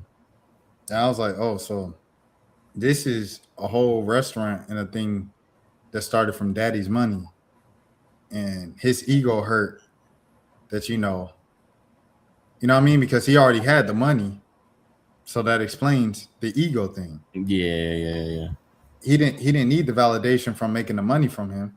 He needed the validation from getting the credit and being seen as much as he was getting the credit and being seen for something he was connected to. Because he already had the money. He had Daddy's money. So I feel like that's the thing that happens a lot in the entertainment industry too, where it's like you'll have the suits or like the people that they're supposed to just put the money up and get out the way, and then they'll put the money up, and then something ends up popping off, and it becomes popular or whatever. But it's like for a lot of the people, it's like it's not good enough for them to just get the credit for playing a role of just being in the background. It's like as soon as something pops off, now they want to be, like I was saying, like in front of the camera and getting the recognition. And it's like that fame is intoxicating. A lot of people can't handle just making, like, I think about it's like the difference between like with Cash Money, you got like Slim, which is the one we never hear from, we never see him, he never does an interview, but he's probably not pocket watching, but he probably has like a crazy amount of money that he's made over the years from Cash Money. But then on the other hand, Birdman, we see him all the time. Like he's the face, he's the, what I'm saying, he's the image. So yeah, different people. Some people can't handle just being in the background making money. It's like their attention just becomes too much. yeah, I said a great example of this is, I think the perfect example of this in 2026 is Peggy from Cam Newton podcast. Is he still on the show? Yeah, exactly. Though I feel like he's the perfect number 2 hype man. Like ad-libs. He really hype up Cam to do most of that viral stuff. Like that Keon Coleman thing wouldn't have been what it was if Peggy wasn't hyping him up. Like Yeah. He really gassed Cam up to say some kind of crazy and stupid stuff a lot of times. And I asked him one time, I was like, yo, like, what's your advice for someone who wants to be a good co-host or a good producer? He said, you got to know how to play your role. Know when to fall back and know when to let him cook. And, I'm like, bro, you are good, bro. I think he's the perfect example of that, of like not being thirsty for fame and coming up off of just staying down. That's a word. Facts. No, I feel like you good at that on this show right here. I feel like you do a great job of like letting everybody get their take off, but then when it's your turn, you come in and it's very it's very not concise, but it's like very, I don't know, you know how to score and distribute at the same time. We'll put it in the sports terms. Like you know how to get your stuff off, but you also understand how to like pass off and let other people play their role. So no, I appreciate that. It definitely takes some time. Like this is, podcast, whatever number it is for me. You know what I mean? So it takes time to learn, and it takes time to learn, and I'm still learning. So yeah, for sure. It's an art to it for sure. yeah, no, that's a fact. So is that ice storm? Is that gonna hit y'all too? Were you located at? So they say yeah, it's supposed to be like frozen and rain. But they didn't say snow. I think they saying snow for y'all. Bro, they saying it's gonna be, they're talking about like it's gonna be like the worst since like 1994 or something like that. Yeah, my mom, she was like, should we get a generator? And so I might have to get a generator just for like, I don't know, just my sanity. I was like, okay, I got a generator just in case, but I think they about to get generators over there and stuff like that. So it's crazy, bro, for real. Yeah, I don't even want to not to talk too much about real life on the pod, but yeah, like I low key got to work this weekend, and I low key some weekends I don't be wanting to work, but this weekend I need the bread, so like I'm kind of hoping that they don't fully, you know what I'm saying, it don't fully. The thing about Georgia is that if it's even slightly icy outside, or if it's slightly a drop of snow outside, they'll shut the city down. So it's like, I hope it ain't too bad. But yeah, I've been seeing people talk about like if you live in the southeast, it's gonna be power lines down. It's gonna be they hyping it up. I'm hoping it's not as bad as they hyping it up to be. I feel like we're gonna be straight. That's what I need to hear. I needed that positivity right there. Yeah, man. Dan said it's gonna be a snowstorm in Dallas this week too. Yo, Texas is like sneaky cold. Like I feel like when people think about Texas, they think it's like 100 degrees down there year round. But it gets Cowboy snow. hats. Yeah, cowboy hats and horses. Yo, I'm trying to step up my cowboy attire, man. I'm finna get some boots. Bro, the cowboy boots cost more than Jordans. Facts. Crazy. I did not know that. Bro, they be like $300-$400. Oh no. Yeah, I'm trying to go all out. I'm trying to get the hat, the belt buckle, and then get the boots. I'm trying to step. Imagine you spend $400 on some cowboy boots. You walk up in a club with some Wranglers on, some Levi's, you know what I mean, some suspenders, you know what I mean, your cowboy hat and your $300-$400 shoes, and someone say, "Look at this hitter." Like you feel like, bro, bro, come on, bro. I ain't spent no $500 on this fit for you to just tell me that when I walked in, dog. Nah, but in the South, bro, I ain't gonna lie. People be wearing stuff like that, man. They, you make it look, people be feeling like you got that on, bro. Get you a nice little jean jacket, all jean fit. Get you a nice hat with a belt buckle. Oh, bro, they're gonna be like, he got it on, bro. You get a trail ride too. I might try to hit one of those this year, bro. I ain't even into like, you know what I'm saying, like the super, I might not know all the dances and all that, but like I do think just because, I mean, simply put, I like women and the women be out there. I think I might try to hit one of those this year. But they just be in the middle of nowhere. That's the only thing a lot of the time. Nah, facts. Like Bro. I ain't, my bad, bro. Oh no! I was just saying, like I ain't trying to go to middle of nowhere, Georgia, but that might be a thing I do this year. Nah, I feel that. Yo, you ever been like joking? You ever like met a girl's friend and been like, "Yo, put me on with your friend," but like you like halfway joking, and then they do it? Oh yeah. Brad. So my homeboy's girl, we were texting earlier today about like, cause we were texting about like, cause we used to work together. So, and so I met her friend one time last summer, and I met her, but I really didn't know who she was in the scenario I was in, because we was all at like somebody's house, and then so it was like my homeboy, his girl, then like two other dudes, and then this girl. And so I'm thinking that girl was with one of the other dudes, because they didn't introduce me to who it was, So excuse me. So like when I see her, I was like, she cute, she was a voluptuous woman. And so I'm like, and so I peep her, but as I said, I'm thinking this is like somebody here, girl already. So then later down the road, when I used to manage that restaurant, me and my homeboy girl, I got her a job. So then she'll talk about, yeah, my friend need a job, blah, blah, blah. Like, okay, blah, blah, blah. So then, I threw a little joke out there, like, oh, what's your friend look like? She was like, you met her. I was like, when? That was the girl that was at, at such and such crib. I was like, really?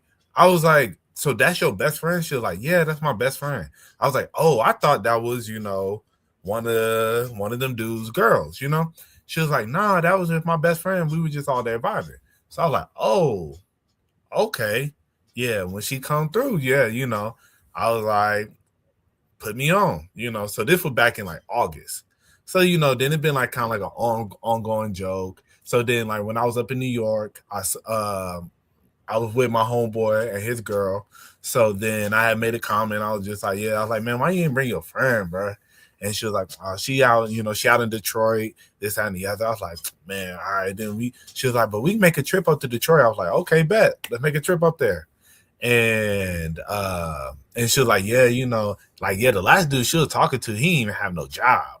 I was just like, oh, dang, all right, okay, so I'm gonna step up already. So and she was like, yeah, I was telling her that. I was like, okay. So then, as I said, we were texting today, and then so I made a comment. I was like, yeah, hey, but like, let me know when we planning our trip up to Detroit. Because genuinely, I want to go to Detroit. I've never been to Detroit. So I was like, it'd be dope. And if there's somebody up there that can show us around, she was like, then she goes, how about I just introduce y'all via text and y'all just start texting? I was like, oh, all right. And then like, honestly, I didn't even respond back to the text chat. She just sent me old girl number and was just like, yeah, she said text her. I was like, oh, all right. So yeah, so that's been going. But this is I told you I ain't been talking to nobody in about a year and a half. So this is like, the first girl that I'm really like, stepped out really, we talking with a little bit. So hey man, I'm gonna keep y'all updated, This might be the future love of my life, man. See, you coming back into the field. I'm leaving the game. I'm not even I'm good right now, bro. I ain't even say I'm leaving the game. I'm on injury reserve right now. I'm rehabbing, bro. I'm getting my ligaments back together before I hop back in around maybe like summertime or something like that. But no, that's dope. That it's dope. That does she know what you look like? Yeah, cause we met at my. Okay, all right, bet. Yeah, because that's crucial. You don't want to be in a situation where she passed your number off and she don't know what you look like, and then you reveal what you look like, and suddenly them texts start coming back a little bit slower. Right. No, facts. You know what I'm saying? But I don't like. I remember. I'm gonna be real. Where we at? We at an hour and 30. So I remember. I thought she was cute. I don't really remember what her face looks like, and I remember she had some big boobs. And I ain't gonna hold you. That's all I remember from her. I was just like, and so that's really all I'm going off of right now. Like, I do not have a recollection of exactly what the girl looked like. So, and she probably don't really remember what I look like because I was only at the crib for probably about like 30 minutes, and then I slid. So, yeah. So we probably gonna eventually have to like exchange pictures and whatnot, or exchange IGs or whatever, something. But yeah, y'all can just FaceTime, Facts. But that's low key kind of, it's crazy because people is low key kind of personal now. You said what? I said people is low key kind of personal now. I feel like people kind of like if you just randomly FaceTime somebody, it's almost like they look at it like, yo, why you ain't give me a heads up that you FaceTime me? Oh yeah, I definitely want a heads up before I get FaceTime. Yeah, it's like normal etiquette now. Let somebody know. Yeah, but that's the thing, bro. I ain't gonna hold you, bro. Like, I really don't be feeling like talking on the phone and like FaceTiming and stuff. So that's why, she sent me old girl number, and I'm like, all right, since you sent it, like, I gotta text her now. But I was waiting to like until we link in person, because I ain't really trying to do no long distance, like, but like, See, Huh? That's where we differ because I'm big on the. I love a good phone call. Yeah, so look, yeah, I did not be wanting to be on the phone. I'm not even gonna lie, bro. You know, these podcasts about the most you're gonna get out of me talking sometimes. Hope that you're the one. But in person though, we can talk for hours. I just don't be because if I'm at the crib, I be wanting to like I be doing other stuff. You know, so I don't be really want to just be sitting there locked in on your like, cause then I'm gonna be scrolling on my phone, I'm gonna be halfway listening, and then I might turn on the game, or you know, maybe I wanted to do something else, you know, where that would require my attention, and or maybe I'm watching the video. You know, if I'm at the crib chilling, I'm just chilling. So, but if we in person, then we can talk for hours. You know, like I don't have no problem with that. So. Yeah, because Shorty live in Detroit, and then she about to go to. She's a producer. What up, though? Yeah. So she's a producer. So she about to go down to Houston to work on a show for a couple months. So and it's like she's supposed to be back in Atlanta this summer, but that's why I'm like, what we doing until then, man? Like, but now you done forced my hand, so now we got to start the combo. You know, I got to keep it up. If you want to FaceTime, I got to FaceTime, you know? So that's why I was like, you know, you be halfway joking. Like, I threw out the, like, let me know when we planning the trip to Detroit. Like, ha, ha, ha. I ain't expect you to send me your girl number. Like, Yeah. Give you that iPhone 4 FaceTime. Shout out my boy Lynn Shakute and Pax Fool in the chat. For sure. Nah, what was I gonna say? Yeah, nah, I'm these next 2 months, like I'm only focused on like stacking as much bread as possible. Nothing else. I don't want to go out, unless it's like something I have to. But like I don't want to go out. I don't want to, you know what I'm saying? Because I actually kind of want to be a little bit more outside this spring, summertime. I really didn't do too much last year, so yeah. Until that time, I'm cool, bro. And I'm fresh off I'm fresh off 2 back-to-back fails talking stages, like y'all saying, like consecutive, like a week apart. You know what I'm saying? In the words of Ye on the screen right now, it all falls down. So yeah, no, I'm in recovery mode right now. no, I feel that, bro. I will say actually there is another girl that I met that I've been like texting a little bit that does live in my area. But she just like randomly threw out she got a 10-year-old daughter. Oh no! Yeah, I mean, at this point, we gotta be, bro. We gotta accept that we in that age now where that's a thing. Like, I don't know what that ad lib had to do. Yeah, yeah, no, that's I've accepted it now. It's like most of we in our 30s. Like a lot of these girls, man.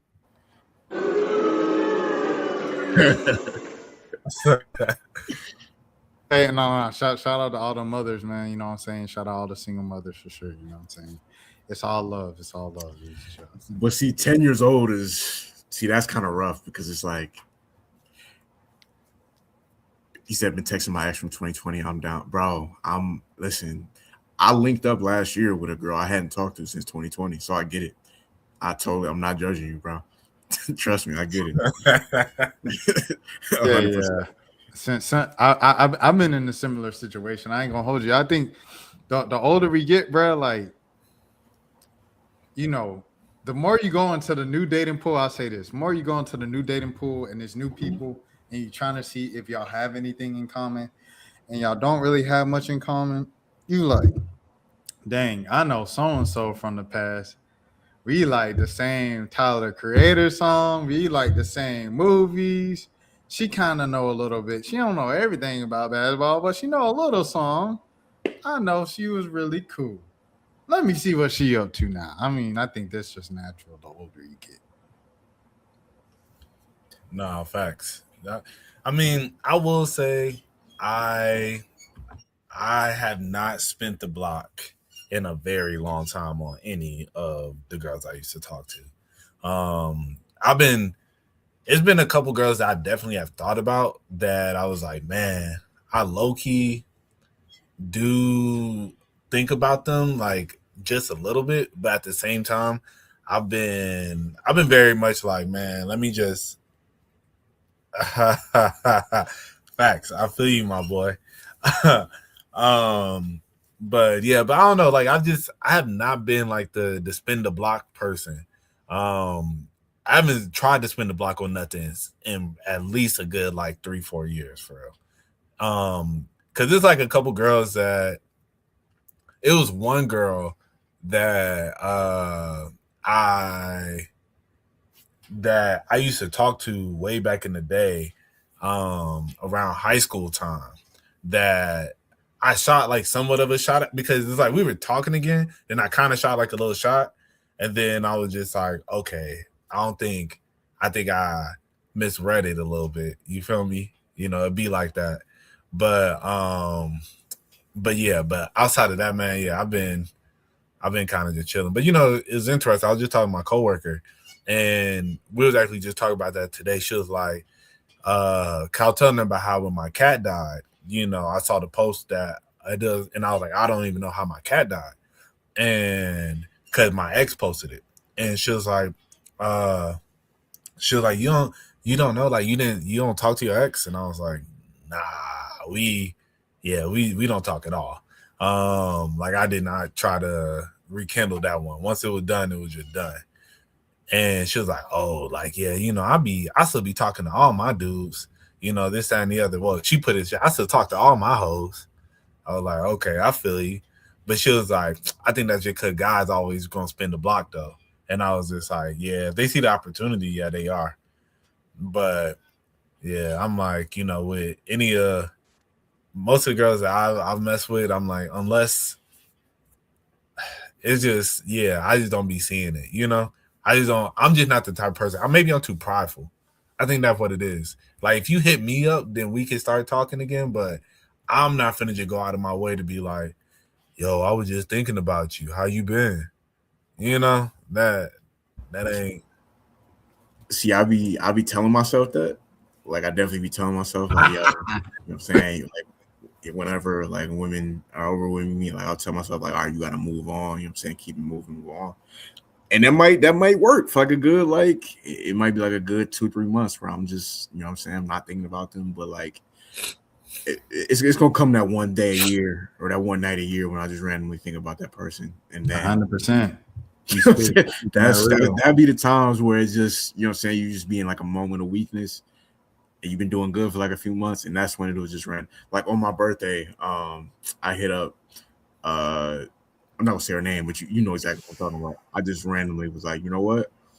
I'm blocked on my main account, but I got this other account. Let me see. And nah, it didn't work this time. But I'm still, you know what I'm saying? If you're watching this or listening to this, I don't know why you would, but you probably not. If your name starts with a G, I'm definitely I'm getting my mind together, my body, you know what I'm saying, finances. I'm coming back. Summertime 2026. I'm announcing, like, you know how they declare for the draft. I declared that I'm spinning the block again summer 2026. So you know, but yeah, thank you. I appreciate that. No. Hey. With that being said, you know, like when Jelani said that, you know, I definitely, you know, want to spin the block on a few folks. K squared, KK, TP for sure. Hold on. Hey, KK for sure. TP. I'm on that. Who else? Oh yeah, Mo. I ain't get no happy birthday text yesterday. It's all good though. You knew it was my birthday. You got me on Facebook. You knew what it was. That way, you knew what it was. It's okay. It's all good. It's all good. You know what I'm saying? I know where my strength comes from. You know what I mean? So, hey, bro. I literally just realized in this moment I forgot this girl's birthday, but the talking stage failed already, so it don't even matter. I remember one of them, and you know why? This is the same day my mixtape came out. That's crazy. Yeah, no. Wait, hold on. You talking about like back in the day? Oh, this was this was see, I can't even say no acronyms now because now it's like Okay, all right, for sure. They gonna cuss me out in text messages. Why you never matured? That's the problem with you. Okay, all right. I didn't ask for your 2 cents. Thanks for checking out the pod, though, I guess. Damn, I forgot her birthday. I just randomly thought about it. That's crazy. Yeah, no, my bad. I ain't even mean to say that out loud. My bad. Dude, y'all, dang, and you shot your shot publicly. You could have had you a good. You could still clip that up and put that out there, but I mean, hey, you gave What you mean? But if you're watching right now, it's GG. Oh no, not her. It was another girl I was thinking. Oh about. yeah, for sure. Oh no. For sure. Oh no, I know her No, birthday. it's I got her birthday on the calendar. Yeah, sure. I know when her birthday. She might get a Valentine's Day package from me. All right, I'm saying too much now. I sent some I sent little messages or whatever to some of my folks that I burned the bridges with in 2025. You know what I mean? I sent little birthday messages, you know what I mean, via alternate methods. And one of them responded, "Thank you, Rashad." The other didn't, but they didn't send it back. So you know what I mean? So they got it. So no, that's real. That'd be yeah, that's the thing about if you are gonna do that spinning the block thing, you gotta be prepared for whatever comes with it. Because you might get you just don't want to be a situation where it's like where they don't respond, but they tweet about you. Man. That'd be the worst. Where it's like, yeah, they don't respond, but they tweet somewhere. It's clearly like, oh, they talking about me right here. I feel like I was thinking about that earlier too in this conversation. If you tweeting, my ex so we stopped talking 10 years ago, let it go, and then they be in the comments, girl, yes. I'm like, obviously, this guy has left something on you enough for you to post that. Yeah, that's one way of looking at it. Yeah, I actually hit up someone, bro, from 2018, bro, because I was like, I wonder what they up to. I look at their social media, and they was like, you know what I mean, like hit me up type deal, like to their followers, and they done went up on social media in the time since we was texting whatever. So I was like, let me just hit them up, and I thought folks was gonna forget because I didn't have the number saved no more. I deleted the number, deleted the text thread. So I was like, yo, what's up?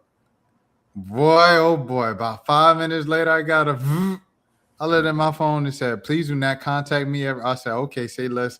I deleted the text thread and that was that. I went on about my night. I said, dang, she still got my number saved? That's crazy. All these years later, that's insane. If you got a response though, you low key was. It's really worse off when you don't get a response or acknowledgement at all. Like if I got a response 8 years later, that means I was memorable, bro. Yeah, you might still, if you try hard enough. Oh, no. Ain't no try. Do you say please leave me alone? Because then you get into legal. I don't do that. You say please. I say you got it, twin. You got it, dude. What they say, Mary Kate and Ashley. You got it, dude. I ain't playing with that. I ain't playing them game. Yeah, rest in peace, Bob Saget. Rest in peace, Bob Saget. Yeah, no, that's a slippery slope though, because sometimes, you know what, we're not even gonna have that discussion on here because I could just see where this is going now. But imagine you go up 150K followers. I hit you up 8 years later. My number been so if I deleted your number in the text thread, you've been supposed to delete mine in the text thread. And for you to have the same number, first of all, it's crazy. And then B, to remember me and be like, leave me alone, Rashad. I was like, hey, man, shout out to myself and Brandon Bridges since 2012. Man, I don't delete numbers. I'm not going to lie. So, yeah, I still have every person I've ever talked to. But you know that one manager we were just talking about last night, Rashad? Yeah. Yeah, I still got her number. Bro, it's crazy. You don't remember anybody else that we was working with, like that didn't go to high school with us. Bro, I'm not gonna lie. That time when we worked there is just because I guess like I went because I was there so many times, like in different phases and met so many different people. Like that first era of us being there, bro. It's such a haze, bro. Because as I said, like I don't remember ever working with Elizabeth. But with who? Elizabeth. Oh, yeah. But you know, Yeah, she yeah, didn't yeah. work in the snack shack. Yep, But yep. That's my dog. yeah, that's my dog. I'm working with her and Trisha. Yeah, that like she's one of my top 5 favorite white people. I'm not gonna hold you. Shout out Trisha, my dog. Elizabeth, her last name start with an R. Nah, F. Oh, okay. Remember they was chanting at the pep rally? Type her name in the private chat. Yeah. Okay. Hey, shout out everybody watching, man. We almost 2 hours in. We still got multiple people tapped in. Appreciate all y'all, man. Make sure y'all follow the 1 a.m. Page on YouTube. We are currently at 9 subscribers. I'm gonna refresh. Does it still say 9? It still say 9. Let's make sure we get that to 10 by the end of this episode, man. But two people watched our latest video though, because it was at like 8 views when we started. Yeah, it was, and now it's at 10. Yeah. So I don't know what that says, that they watched the video and didn't subscribe. I was like, no, I'm good, bro. They said, let me see what they're talking about. Oh, heck no. Nah, I don't like it. Because someone was asking for the link because they didn't know we had the pod. And so I sent them the link, and they was like, y'all be yapping. And I was like, it's kind of a point of a podcast, but we do be yapping. The show, like, yeah, I don't. You can't really just sit here for 2 hours on camera just staring at each other. Man, come on, man. What? They don't get it. The show business is the show business. Come on, man. Right. You feel me? I'm not a businessman. I'm a business man.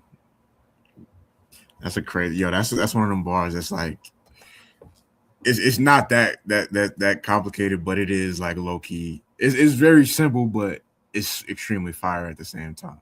Like For sure. Because that is a flex saying that I'm a business. Like I'm a whole business. Like I'm an industry. Like people pay their bills working for me. That is a flex. That's the first LLC Twitter bar. Oh man, don't get me started on them dudes. Yeah, them that's like the Brunch Butte community. Like they be wearing auras and all that. Yeah, it was beefing. It was 2 of them beefing like a week or 2 ago, bro. People on LLC Twitter? Yeah. Like, well, not LLC. LLC Twitter, I feel like is different than the finance bros. I feel like LLC Twitter, they talk about it. Finance bros, they actually rich. And all they talk about is money. Yeah, I've been looking into I think I'm actually started. I want to at least do like an hour or 2 a day, but I've been looking at day trading, like getting into it. Just I ain't trying to become a millionaire or nothing like that, but like if I could at least make 100 a day doing that, like if I could find a way to do that, I would be happy. Like just day trading, because that's really like a second job basically. Oh, let me know, bro. Tap in with me. You got the sauce? Yeah, my boy Eric. I was like, Eric he was literally, we did talk about that. Yeah. Man, yeah, that boy Eric he run it up, bro. I'm not gonna hold you. Okay, for sure. Yeah, so yeah, definitely tap in with me, bro. I can give you the information that you need, send you a bunch of videos. I haven't like super dived into it. Like I know how to do it. I just haven't really invested the money into it for real. But yeah, like I can send you mad videos and everything, and like just the basics and how to get you started. Okay, bet. All right, for sure. Yeah, but did y'all have some more topics y'all want to touch on? Like anything specific? I mean, I wanted to just say with the stocks thing, I wanted to say like that stuff is always interesting to me of like learning and everything because it's like I guess like it's still like just an educated guess. Everything I know about stocks is just an educated guess. If you know it for a certain thing, that's why Martha Stewart went to prison. You know what I mean? So it's like I don't know how people. It's like how people are professional sports gamblers. It's like how are you a professional gambler?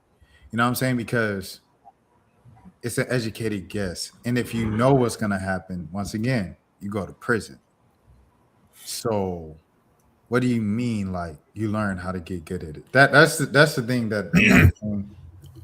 Well, with stocks, you pretty much what you do is when you're day trading, you learn different setups and you learn you follow the candlesticks and like the patterns that they create, and then you take educated guesses off of it. You know, it's like nobody's ever 100%.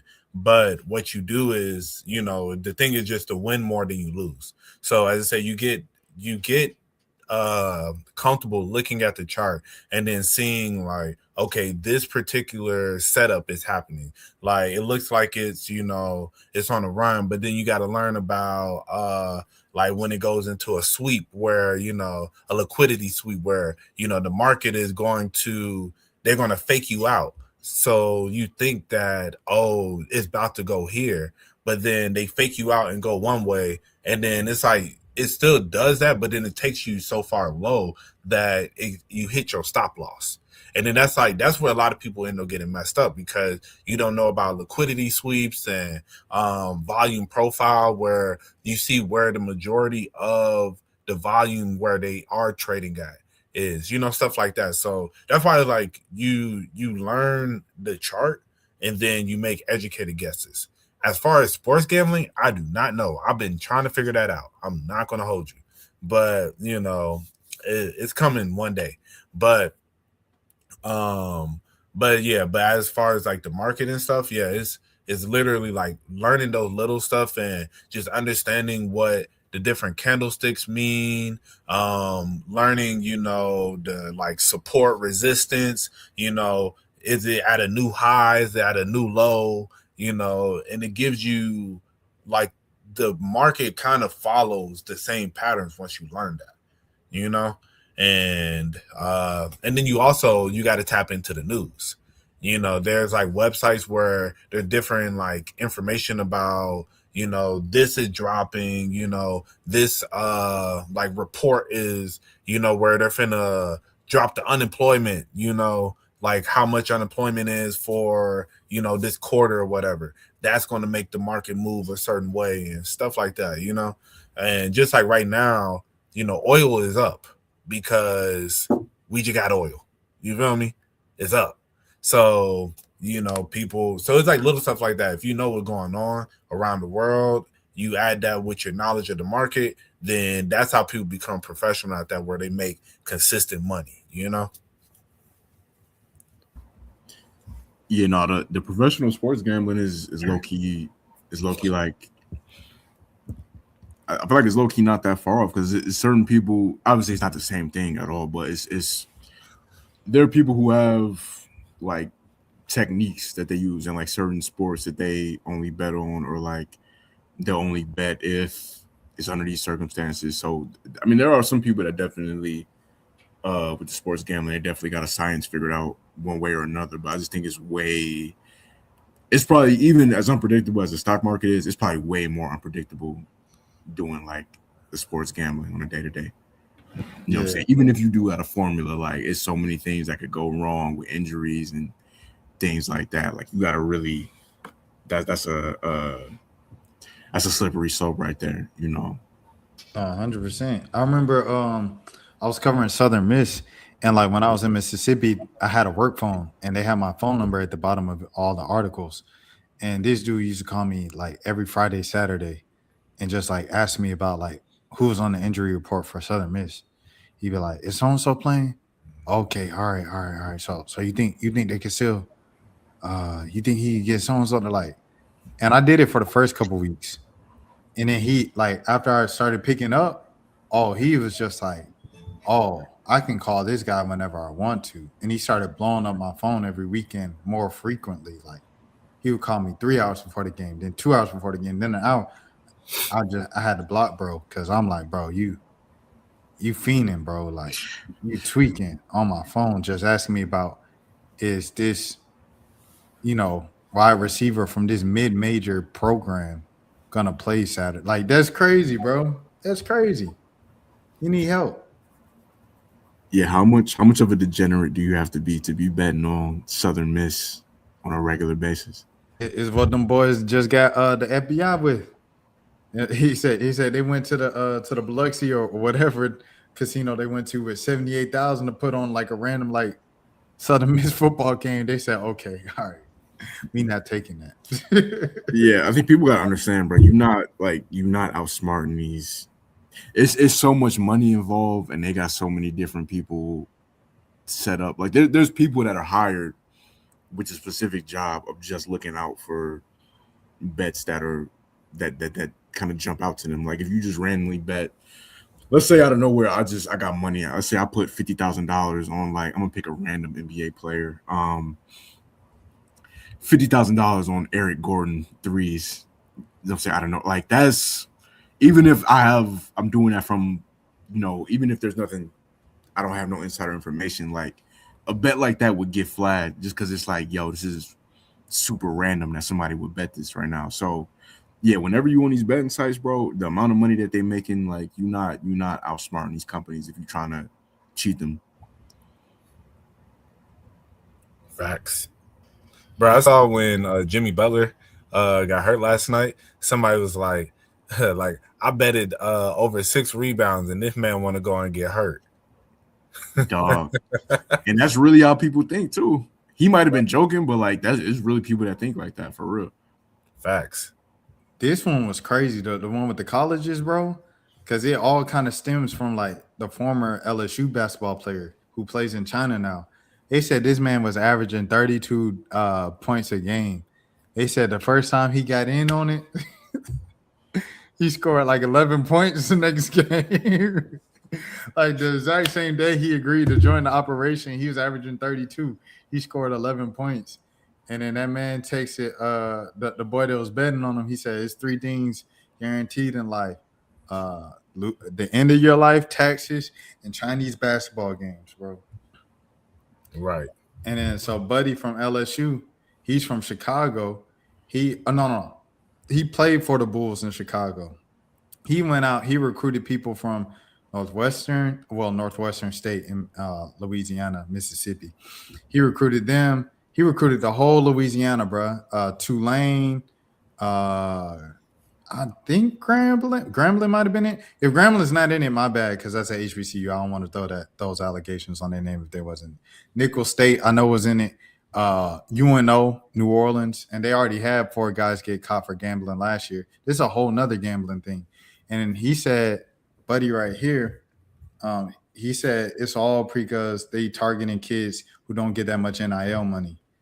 And so, like, I'm like, oh, it's a wicked game. So that's why they was doing all the betting and fixed games in the mid-majors, because those kids don't have the NIL money that the high-major kids get. I mean, it makes sense. Yeah, it's just too easy. Like being able to bet from your phone is different than going to the actual casino, and like I feel like that's more of a process. Like putting a bet on your phone is so simple. It's almost like you encouraging, especially if you're a college kid, a college athlete. It's like it's no barrier to doing it. Like it's no guardrails. No, facts. I ain't gonna lie though. One of my goals this year is I wanna make like a consistent like 1,000 a month off of Prize Picks and like sports gambling. Cause I do pretty solid at it, bro. I'm not gonna hold you. I've made over like 4,500 in Prize Picks alone. and like I use other apps, and so I'm decent at it. Like 'cause I be tapped into sports, but and the thing is, it's not like I'm not one of those people that's finna just like I don't do big bets. Like when I bet, like some people they'll put in like 100. I'm not putting nothing more than $20. And if I put in that $20, it's on a promo day where I'm probably gonna get my money back if I lose. But hey, but yeah, but definitely like I do want to like I think I really feel like I can do it. I think I can start making because I'll be like, bro, I'll be seeing these people who be like, you said professional sports bettors, and I'll be like, how are they doing it, bro? I'll be tapped in. Like, but I be tapped into certain sports though. I don't be tapped into all the sports. And I think, if I was to really get tapped in, and I know I could be there to another level of tapped in where I'm looking at injury reports every day, I'm looking at like defensive ratings every day, all the little stuff. So that's where it really, but I ain't gonna lie, I be finessing. There's this one dude who be he does like he gives out picks and he gives out like cheat sheets. And so like you supposed to pay for it. But every week what I do is I just cancel and then redo my free trial. Bruh, no cap. I've been doing it for about 3-4 months, bro. Like, right, he give out, right? Hey, shout out to that man, bro. Shout out to Call My Agent. Anybody watching this, don't tag me. But You ain't have to say the name right there, bro. Hey, man, I want everybody to get paid, bro. So I just put y'all on for the little finesse, man. No, I'm saying I mean, yeah, no, I feel you. I used to do Spotify like that back in the day. Because when Spotify like first started getting popular, it's like 2012, 2013. They used to have you could sign up for a 48-hour free trial, a premium, but they didn't verify the email. Like they didn't make you do it. So you could literally just type in SpongeBob123@gmail.com and just make a new account. And I had Spotify premium for like 2 years straight when I was like 17, 18, because they didn't check to see if it was real emails to the accounts. Go ahead, Mo. No, I'm about to say, hey, that's a beautiful finesse, man. Yeah, for them 48 hours before I had to make a new account every 2 days. I was about to say, my entire life, I ain't never had premium or nothing, bro. Like, I just been listening to commercials my whole life, bro, until last year when I got YouTube Premium, bro. But now I think about this all the time, bro. I feel like I'm losing my culture because it's like the underground music lives on SoundCloud, and I done abandoned SoundCloud because now I don't, you know what I mean? I might have to do that serious. Because now I don't like commercials no more. So it's like, but the culture to find the good stuff, because I be finding the good. I pride myself on like keeping up with stuff. SoundCloud keep me up to date. But now I done abandoned SoundCloud. So I'm definitely not about to pay for SoundCloud to keep up. So I don't know what to do. I think I'm just going to be out the loop, listening to YouTube and be in my little bubble and stay in my bubble. Bro, I saw this one person do a skit that was like, they were talking about YouTube Premium, and it was like, oh, they were watching YouTube, and then like ad came on. It was like, y'all sit here and watch this? Like, but that's how I be feeling once you start getting them premium. Like it be like, bro, I ain't gonna hold you. I can't listen to like Spotify like without the premium now, because with Spotify without the premium, it just be like shuffling random songs and like all types of stuff be going on. I'll be like, bro, like just turn it off. I be getting mad on my work laptop. Watching YouTube and commercials hit like every 30 seconds. I'm like, no, bro. Like, bro. Can't stand it. But my chat actually bullied me into getting YouTube Premium because I was reacting so much. And I had this one video I reacted to. Shout out Audio Mac. I was actually listening to Audio Mac the other night. I was listening to my old DJ mixes up there. But what was it? Dang. So YouTube Premium. Your Yeah. I reacted to No One Cares About Megan Thee Stallion anymore. And like, so of course that video got a few thousand. And then half the comments was like, bro, I got YouTube Premium, bro. I ain't pay for that just to watch you watch ads on your reaction. I said, all right, I get 5,000 subscribers, I'm gonna get YouTube Premium. So then I got 5,000 subscribers. I paid that little $13 a month.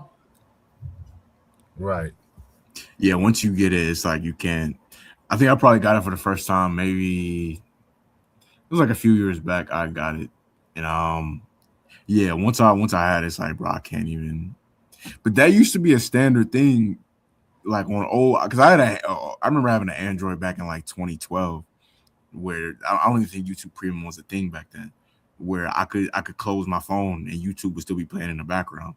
Nice. And I loved that phone because it was like super clutch. And I think they realized that, oh, this is a feature. Like, you're listening to music. Yeah. Because I remember I used to use that as like my MP3 player. It's like before whatever songs I didn't have downloaded on my phone, I could just play it on YouTube. But they got smart enough to realize that, okay, maybe we should monetize this or whatever. But yeah, YouTube, they've been even on like using the laptop, like a lot of the ad blockers don't work no more. Like they didn't kind of figure it out. You know, I had the ad blockers about 2018, 2019, and then every time it came on commercial break, it just went black. I had to refresh the whole page and try to skip to the.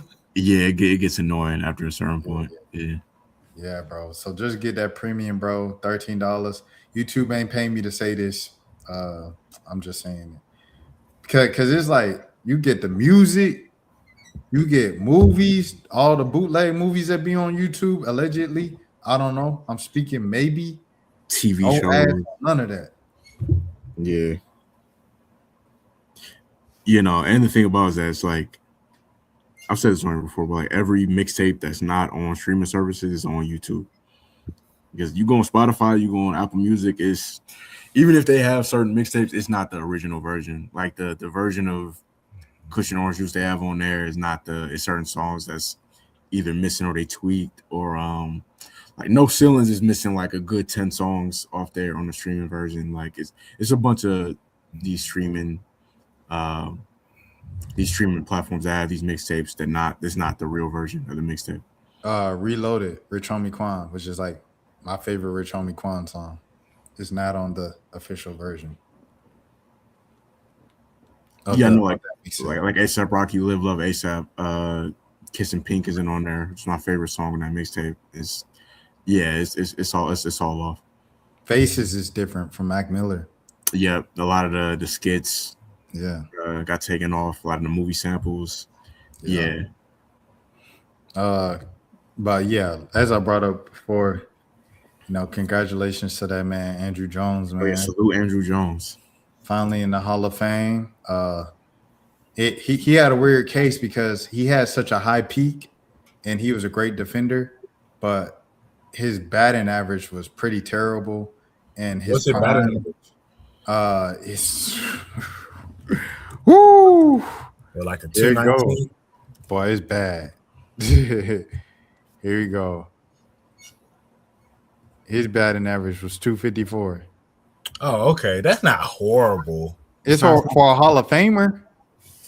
But it's probably the later years that hold like a little exactly. But that's the point. It's like his later years were so bad. Every year after Atlanta was so bad, bro. It tainted a lot for him, bro. Yeah. I low-key missed her on the field, bro. I ain't gonna hold you. Like, I know the batteries are way better set up. You know, they're making more money and all that, but like, it was something about maybe because I grew up in Marietta. It was something about going into the city for a Braves game that felt like an event almost. You know, the battery felt too local. It does feel too. That's a fact, bro. That's really what it is. Like, bro, I grew up in this. Like, there shouldn't. I'll be thinking that, like, bro, it's really not supposed to be a baseball team right here, bro. Like, if y'all knew what this area was, this was just like a little like business park or whatever. Like, there was nothing over there whatsoever. On the big thing was the mall, and then that KFC up there, and then because we used to live over there. We used to live over there. My mom used to work at that Michael's. It's called what, like Circle 75 or something like that. Yeah. That's what they renamed it to, right? I don't know if it was something before that. It used to have a sign over like that area. It used to be a sign over there that said what that area was, but it was just like a business, just a bunch of businesses and stuff. Yeah, it's just a bunch of business buildings. Yeah. What area are you talking about again? Where the battery is now, like that whole area. Mm-hmm. Yeah. Like it wasn't nothing whatsoever over there. And then, you know who really should be grateful for the Braves? Cumberland Mall. Anybody that works over there, because Cumberland Mall got saved by the Braves, bro. I'm not gonna lie, like it's crazy. As many times as I've been to the Battery, I still have not like gone to Cumberland Mall like in those times, like since the Battery's been like a thing. It's just crazy because it's like right across the street. No, Cumberland got their life saved because Cumberland was more dead than Town Center at one point. Rest in peace, Town Center. Town Center is super dead. That's rest in peace, Greenbrier. Greenbrier dead too? No. West End. Whoever say West End. Okay. Rest in peace, West End. Rest in peace, West End. Rest in peace, Town Center. Did y'all this is a super Cobb County ass question. Was y'all more Town Center or Cumberland Mall for y'all personally? Because I was definitely Town Center. I was Cumberland as a child, and then in high school I became Town Center. I don't know if it's. I think like my mom was like she preferred Town Center like when I was in high school more so than Cumberland, and then that's just where we did everything. Like that's where I got my prom stuff, all that in Town Center, and then I started dating a girl in Kennesaw, so I was on Barrett Parkway a lot. Got pulled over, Barrett Parkway, cops, everything. Yeah. My bad, bro. No, go ahead. I was gonna say, Town Center definitely held me down. Like Town Center I remember they used to have the Hollister store in there. FYE, I think, was in there too. And like a lid store. Yeah, Hollister. I mean, not Hollister. Town Center definitely was my preferred, for the most part growing up, but completely dead now, like super dead. Yeah, it's been a little minute since I've been to Town Center. I mean, it's really been a minute since I've been. They closed, bro. Are they closed? I don't think it's closed. It was. I know they had like it was on the verge of closing, and they saved it. Yeah, I guess open. So. Yeah, it's still open. It's on. Well, West End closed. Oh, that's crazy. I used to go to that mall. Yeah. They still got Town Center it's still rocking. I mean, it ain't rocking like it used to, but it's rocking. But yeah, I think growing up, man, I think it was a mix. I think it was like a solid mix just to be, because I remember definitely went to Cumberland a few times on, back in the days where, you and your boys would hit the mall, searching for girls and whatnot. But I also remember going to Kennesaw to do the same thing a lot too. And we'll go to that Regal that used to be over there. Sir.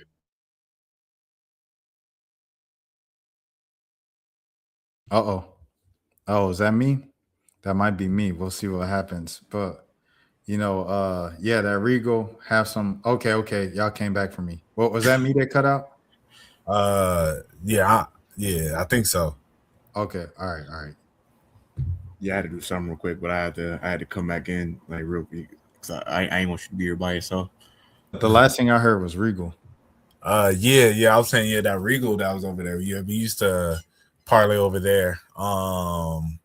And yeah, bro, it's just so crazy, bro. Those high school days where, especially like in Cobb, where you just like you'll be out there just rolling around. Then with like social media, you will meet, all these different people, and y'all be linking up, and it's just different times, man. I'm like, It's just something cool about like meeting people from different schools, bro. thanks.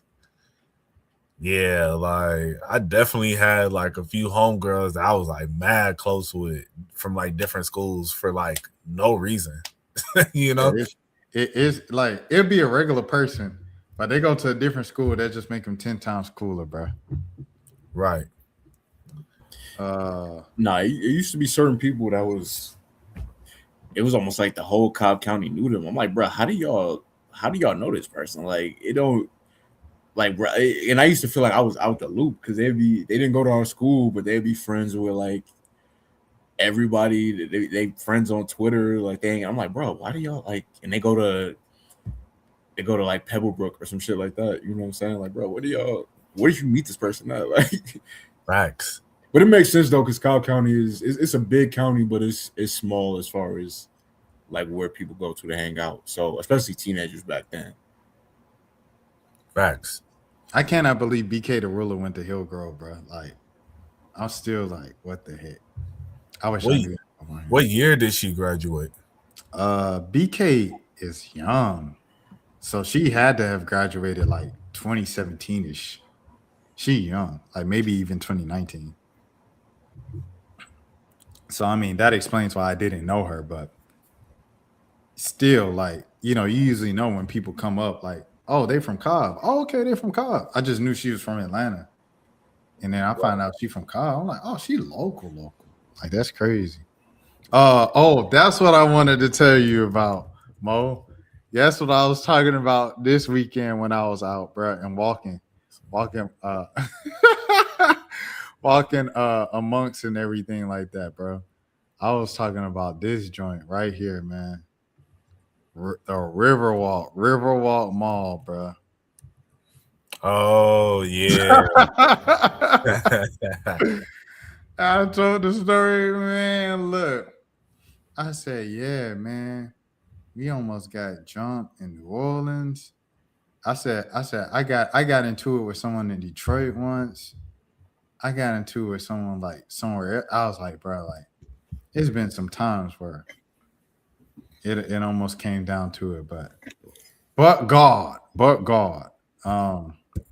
Yeah, this one was crazy, man. That Riverside, that river, and Antonio, where y'all from? Marietta. Bro, that was like, I'll tell you, it's always so funny because that was like the first moment where I realized the adults in your life are just people. Like, just because this man has a beard and supposed to be your chaperone, don't mean he can save you. Yeah, man, that was I'm Jelani, I'm sure you heard us talk about this story so many times. No, I don't think I heard y'all tell me this. Oh, bro, when we was in the mall, bro. It was in the mall. Wait, where was y'all at? New Orleans, bro. Okay. Yeah, it was a college tour. And who all was it? Oh, this is like 2011, Jelani. But it was I know we was with Trey and Ozzy and Draven. And Antonio was around. Well, Antonio was there when we got back with when we got to the front. Right, it was so who was with us? Like, was it just me, you, and David? No, it was like David, I think Trey, and then I think if it was 20, I want to say maybe Isaiah or, but it was because I don't think Ozzy was there like right in that moment. Yeah, I think like Ozzy wasn't with us the whole time. Yeah, so but it was like I know for a fact it was Trey. I know David, and it was like one other person there, and so those three people were walking. They're walking through the mall, so they start roasting the dude with dreads, and like they making a joke, and then but Buddy hear him, so Buddy like, yo, what you just say? So they kind of like, I don't know. I guess, thinking, like had a little bravado about them, and Buddy was just like, oh, okay, I bet. And then next thing you know, they start walking towards them. Like they got a group of people and start like following them. So I'm walking. I remember I'm walking to meet up with them. And then so as I'm walking, they're like, hey, bro, come on. I'm like, what? They're like, bro, come on. So I'm like, all right. So they like speed walking, dang near running, bro. So I'm like, bro, what's going on? They're like, bro, we gotta go. It's like it's following us. I'm like, okay, I didn't really know what's going on. So then we going down the escalator in the mall, bro. No exaggeration, bro. We going down the escalator, bro. I look up, bro. The whole railing of the mall is surrounded with people, bro. The whole They all got dreads, bro. all got dreads, and so they all looking like they like, yo, what's up? Like, like what y'all trying to do? And so like everybody all quiet, and then I'm like, remember I was like, bruh, like, hey, calm down, bro. Like, it ain't even that deep, And they like, nah. So then they follow us down when we go downstairs. We meet back up with the group. So now we with the group. We thinking like, all right, we got some backup, bro. Them boys pushed up on us, bro. Oh my! No. We ran. Bro, ran to the chaperones, bro. We ran to the chaperones. They talking about, whoa, fellas. What's going I said, bro, we fighting for our life. It's on, oh, fellas, slow down. What's going on, fellas? and then they come running after us, like a stampede. And then they come like line up and face off like the little movies, like the little Westerners, where you line up and we line up. And then so then the chaperones come up talking about what's going on, man. And that's when it was like, bro. And Trey, yeah. Oh my gosh, bro. Go ahead, Mo. Bro. So yeah, like they pull up on us while we're with the chaperones and everything. And so now they like, what's up? Like, y'all run, like, they thinking we running to go get like a gun or something. Cause we in New Orleans. They don't know we from out of town. So like, they're like, man, we thought y'all boys running to the trunk. So then one dude, he started like lifting up his shirt, like this. Oh shit. He was like, yeah, I thought y'all boys were going to lift up this. I thought y'all boys running to the trunk. So we like, nah. And then so then he's looking, they like, bruh, where you boys from? And then so then Antonio in the back, he go, bruh, no cap, no exaggeration, bruh. In the highest pitch you can think of, he go, Marietta. And bruh, legit, everybody was just like, oh, bro. And then so, but luckily, I think he was like, all right, these boys ain't that. And then they was just like, oh, y'all boys not even from around here, man. And then, bro, man, these boys ain't even from around here, whoa. Bruh, there was a stud in the group, bruh. And bruh, that was the one I was scared of the most, bruh. Because I was thinking in my mind, I was like, bro, if she pop off and I hit her back, bro, I am going to die. Cause they're gonna kill me because I hit the girl, bro. Yeah. But she was ready. Like she was in the mix. Like looked like she was about to swing on somebody. So I'm sitting there thinking, I'm like, bruh, this is a stud, but man, and yeah, bro. So they end up, and then as I said, we had a chaperone with us. They bumped the chaperone, bro. Because it was a shorter chaperone, bro. It was a shorter chaperone. Bro, he probably like 5'6", bro. And they bro, bumped his name Trey after the fact was hilarious, dog. What he say? Hey, first we got to get Trey on the pod for an episode for sure. Oh, right. I need to do a better job of like hitting up folks beforehand, because Trey would definitely be a great guest, bro. He would have added on to this story great. But afterwards, we walking away or whatever, just talking about what just happened. That man Trey said, man, and then we with Mr. So-and-so. He said, dang, he's short. He said, they thinking he a student. For real, bro. I'm telling you, bro. they bumped him, and then like we thinking like we safe because we with our chaperones, bro. Yeah. They bumped him, bro, Oh, and bro. all like that's at that moment we realized like, bro, we on our own. He said, Whatever he about said, to he happen, said, about he to said we needed Coach, Coach King, bro, with the big Bruh. old chest. He said that's the one we needed. Bruh. And then, hey, I ain't gonna lie. Like afterwards, bruh, Rashad had one of the. This is when I was like, Rashad is real, bruh. Cause so then we all in a group. So now it's like, hey, yo, hey, we got to stick together. Hey, and if you ain't down, like, if we all together, and then if they pop up, bruh, like if you ain't ready to, to fight or whatever, bruh, leave right now. This man Rashad said, all right, y'all. Bro, so quick. And like, bro, it was so funny. And I was just like, I respect it. Cause I was like, that's real, bro. Like, most people gonna sit there, even though they scared, they're gonna be like, I don't want to look like no punk. Rashad did not care, bro. He as soon as they said, if you're not with it, leave right now. He said, all right, y'all, and then just walk straight away. I was like, all right. That's super real. I'm like, that's my boy, man. I respect that. No, for real. Yeah, bro. But yeah, all that happened at that mall, bro. We legit, like, as I said, bro, we was scared out of our minds, bro.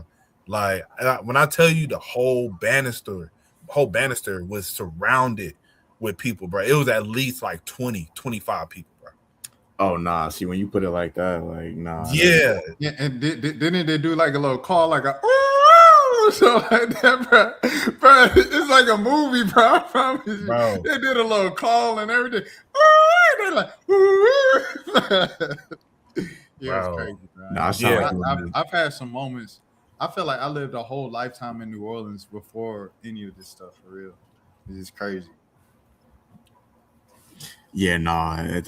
Like we said earlier in the episode, like I'm good, bro. Unless I absolutely have to. Like, I don't plan on, knock on wood, I don't plan on getting no more fights, while I'm here. But if it came down to it, I would. But I'm cool, bro.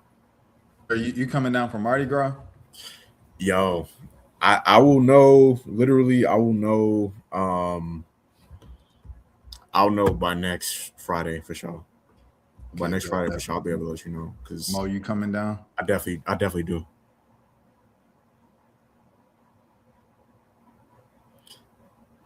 You on mute? You're mute, my boy.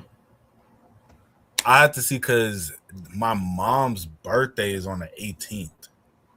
Okay, yeah. Don't do that. Don't do that. Yeah, so I just got to see like what they. Wait. It's the 18th. Hold on. Cause maybe you could get off like Fat Tuesday and Wednesday and really come to the real party. True.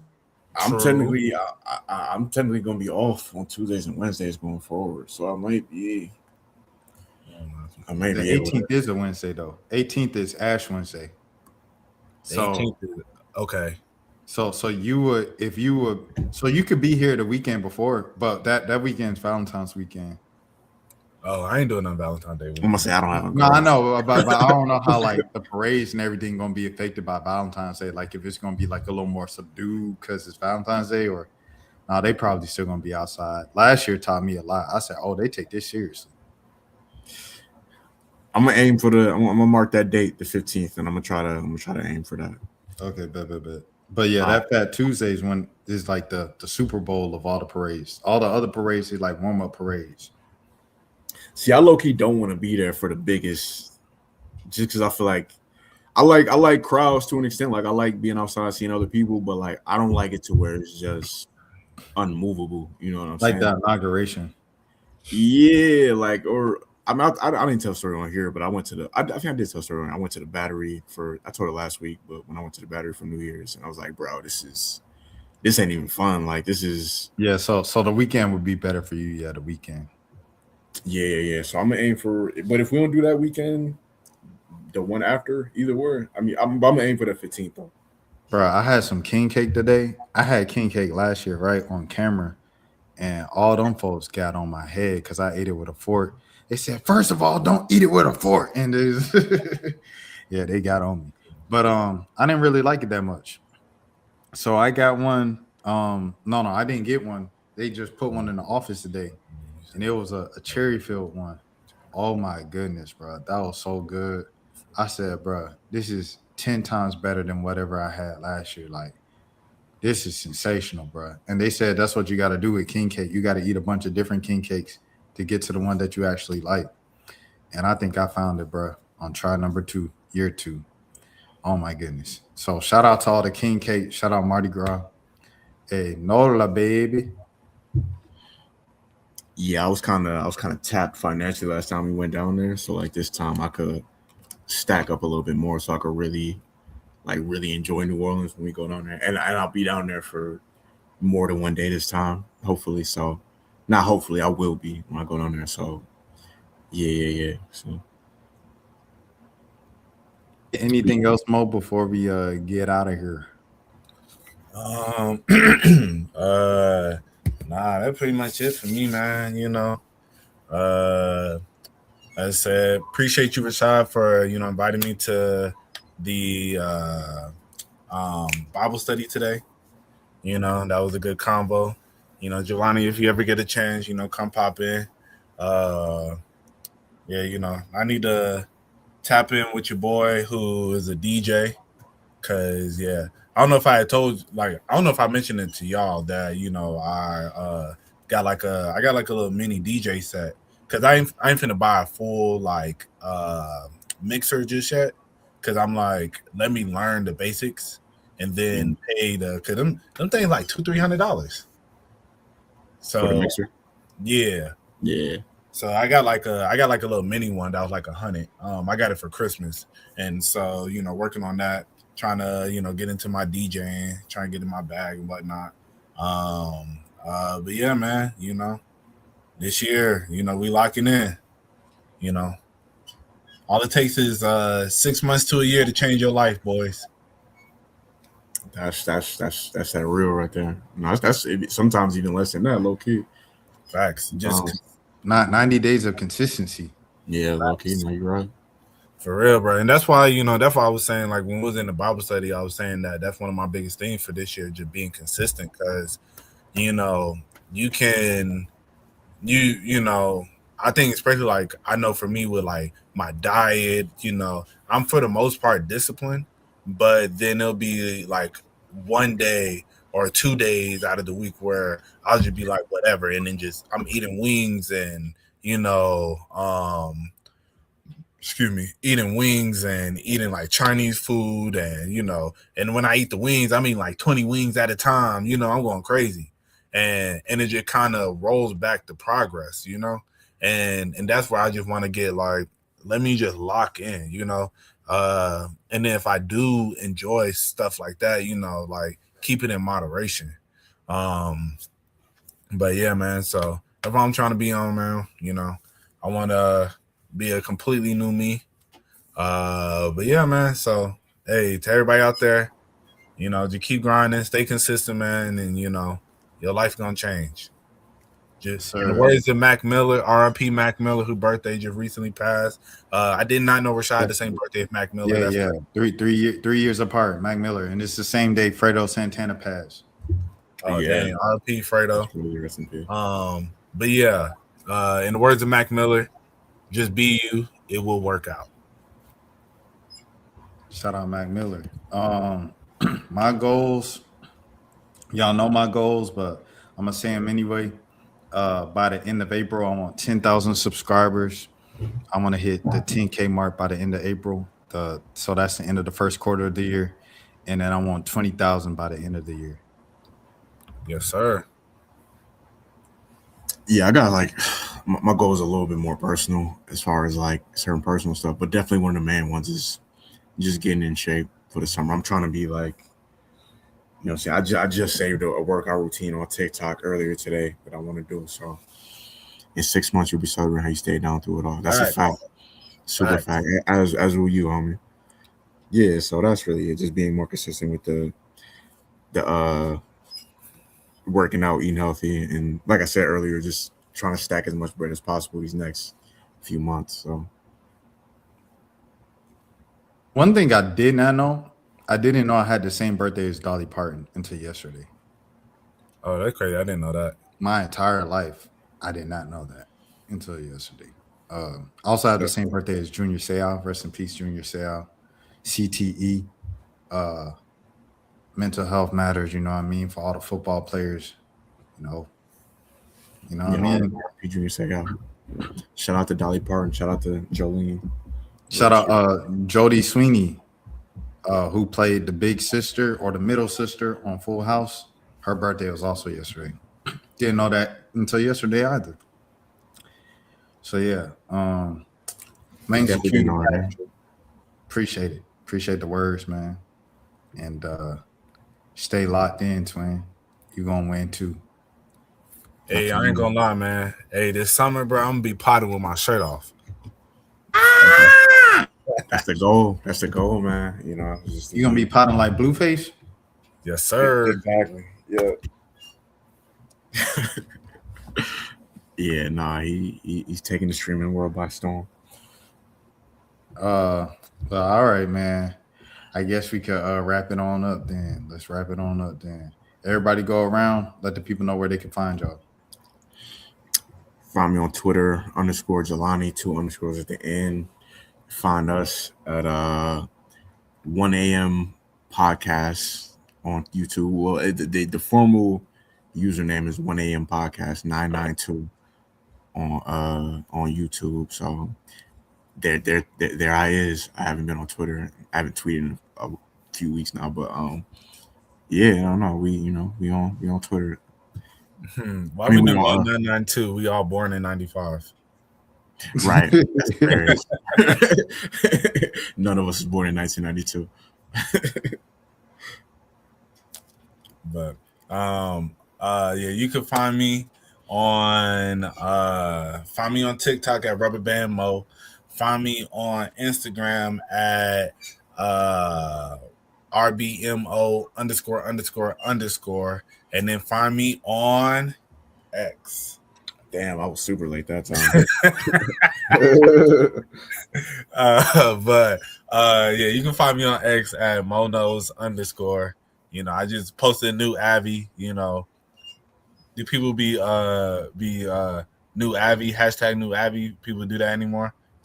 No, remember, Cuffham did it, bro. When he did the phase thing, bro. Yeah. Yeah, no, I feel like it's not as much of a thing anymore. Bro, I remember when I changed to my last Abby, and then y'all hit me up in the group chat like, yo, like you on your rockstar stuff, ain't you? When you was crowd surfing, bro. Oh yeah, that was a dope picture. That one was crazy, yeah. Yeah. And Good it time. is. No, that new Abby you guys say it's a good pick though. Oh, yeah, I'm about to say that. I see your bio. It is what it is till it ain't. Rest in peace, Mike Miller. Yes, sir. And it is what it is till it ain't. Mac was good, dog. He was really good. Yeah, you know, in the words of Jay-Z, man, Mac, you know, black people are magic, but that boy Mac Miller nice too, though. Precisely. Rest in peace. Oh, hey, last thing, bro. Hey, y'all ready for the fall off? That was a good one. Yeah, no, this will turn into a whole segment right here, but yeah, no, I'm we go like super in. I think will we record? Yeah, we'll record before. But he's a rumor he's supposed to drop a mixtape before then. So yeah, like, I heard that. Yeah. So I feel like by next episode, I feel like that mixtape might be out. But you know, I haven't listened to a Cole album in it's been some years. Like the last full album I listened to was probably Forest Hills Drive. Well, you haven't. Oh, dang! I know a bunch of. I thought he about to say. I thought he about to say the off season. I'm talking about that I sat and listened to front to back uninterrupted. It was probably Forest Hills Drive. But I am going to sit here and listen to this front to back though, just because it's. Even though I don't listen to his albums like that no more, I do still like him as a rapper, and I am still, you know what I'm saying. I'm still interested in hearing what he has to say. So. Nah, facts. Hey, real quick, what are those? I think it got to be something Puma because I think he was signed to Puma. Yeah, he Puma. Yeah, remember he had the Dreamville joints. Oh yeah, he did. Yeah. So you telling me you wasn't listening to the "This Is What You Call a Break"? Hit me from your mom. He don't feel time. I could name a He'll bunch of keep J. you Cole hard. songs in the last 10 years since that album came out. It's just I haven't. I've talked about this before. Like when J. Cole 2010, 2011, bro, it wasn't that many people on earth that was a bigger J. Cole fan than I was. Like when I first got into his music, and then I don't know what it was. It was like it just kind of gradually. I think once I went to college and like I saw what college was, I didn't want to hear him rap about college no more. And then he switched it up after that, but I kind of just fell back by that point. So You was in your dorm filling up the dresser and you didn't feel as fulfilled. yeah, you know what I'm saying? Like it didn't hit the same at that point once I had my college experience. But no, I'm gonna definitely listen though for sure. I'm excited for it. Man, I'll never forget Home for the Holidays, bro. That used to be my favorite song when I was in college. Man, what? Man, look, girl, you still look as good as you did in science class. You know what I mean? Right. I'll be home for the holidays. And if you see me better, holler at me. Hey, I got to get up out the city before it try to trap me. I got to leave. I wish I could stay. But I'll be home for the come on, man. And to those that I used to know from way before, keep your head. Come on, man. But I don't even. He said, It's I know crazy, Cole like when he had the creative, the creative of the Rockefeller. Yeah, no, he was that era was awkward. Like when he was trying to wear like Versace and stuff like that. It just never, it never fit him. No, facts. But all right, y'all. all right. Y'all All right, ready? boys, be safe. All right. Stay blessed. Next episode we'll have a real more in-depth J. Cole analysis. We probably should talked about that earlier, but we kind of snuck it in at the end. No, facts. All right, y'all fellas. Salute. We'll be back next week. T.I. back. So is the 1 a.m. boys. So I gotta hit it like this, like T.I. be doing it. Now, throw your motherfucking hands. Get 'em high.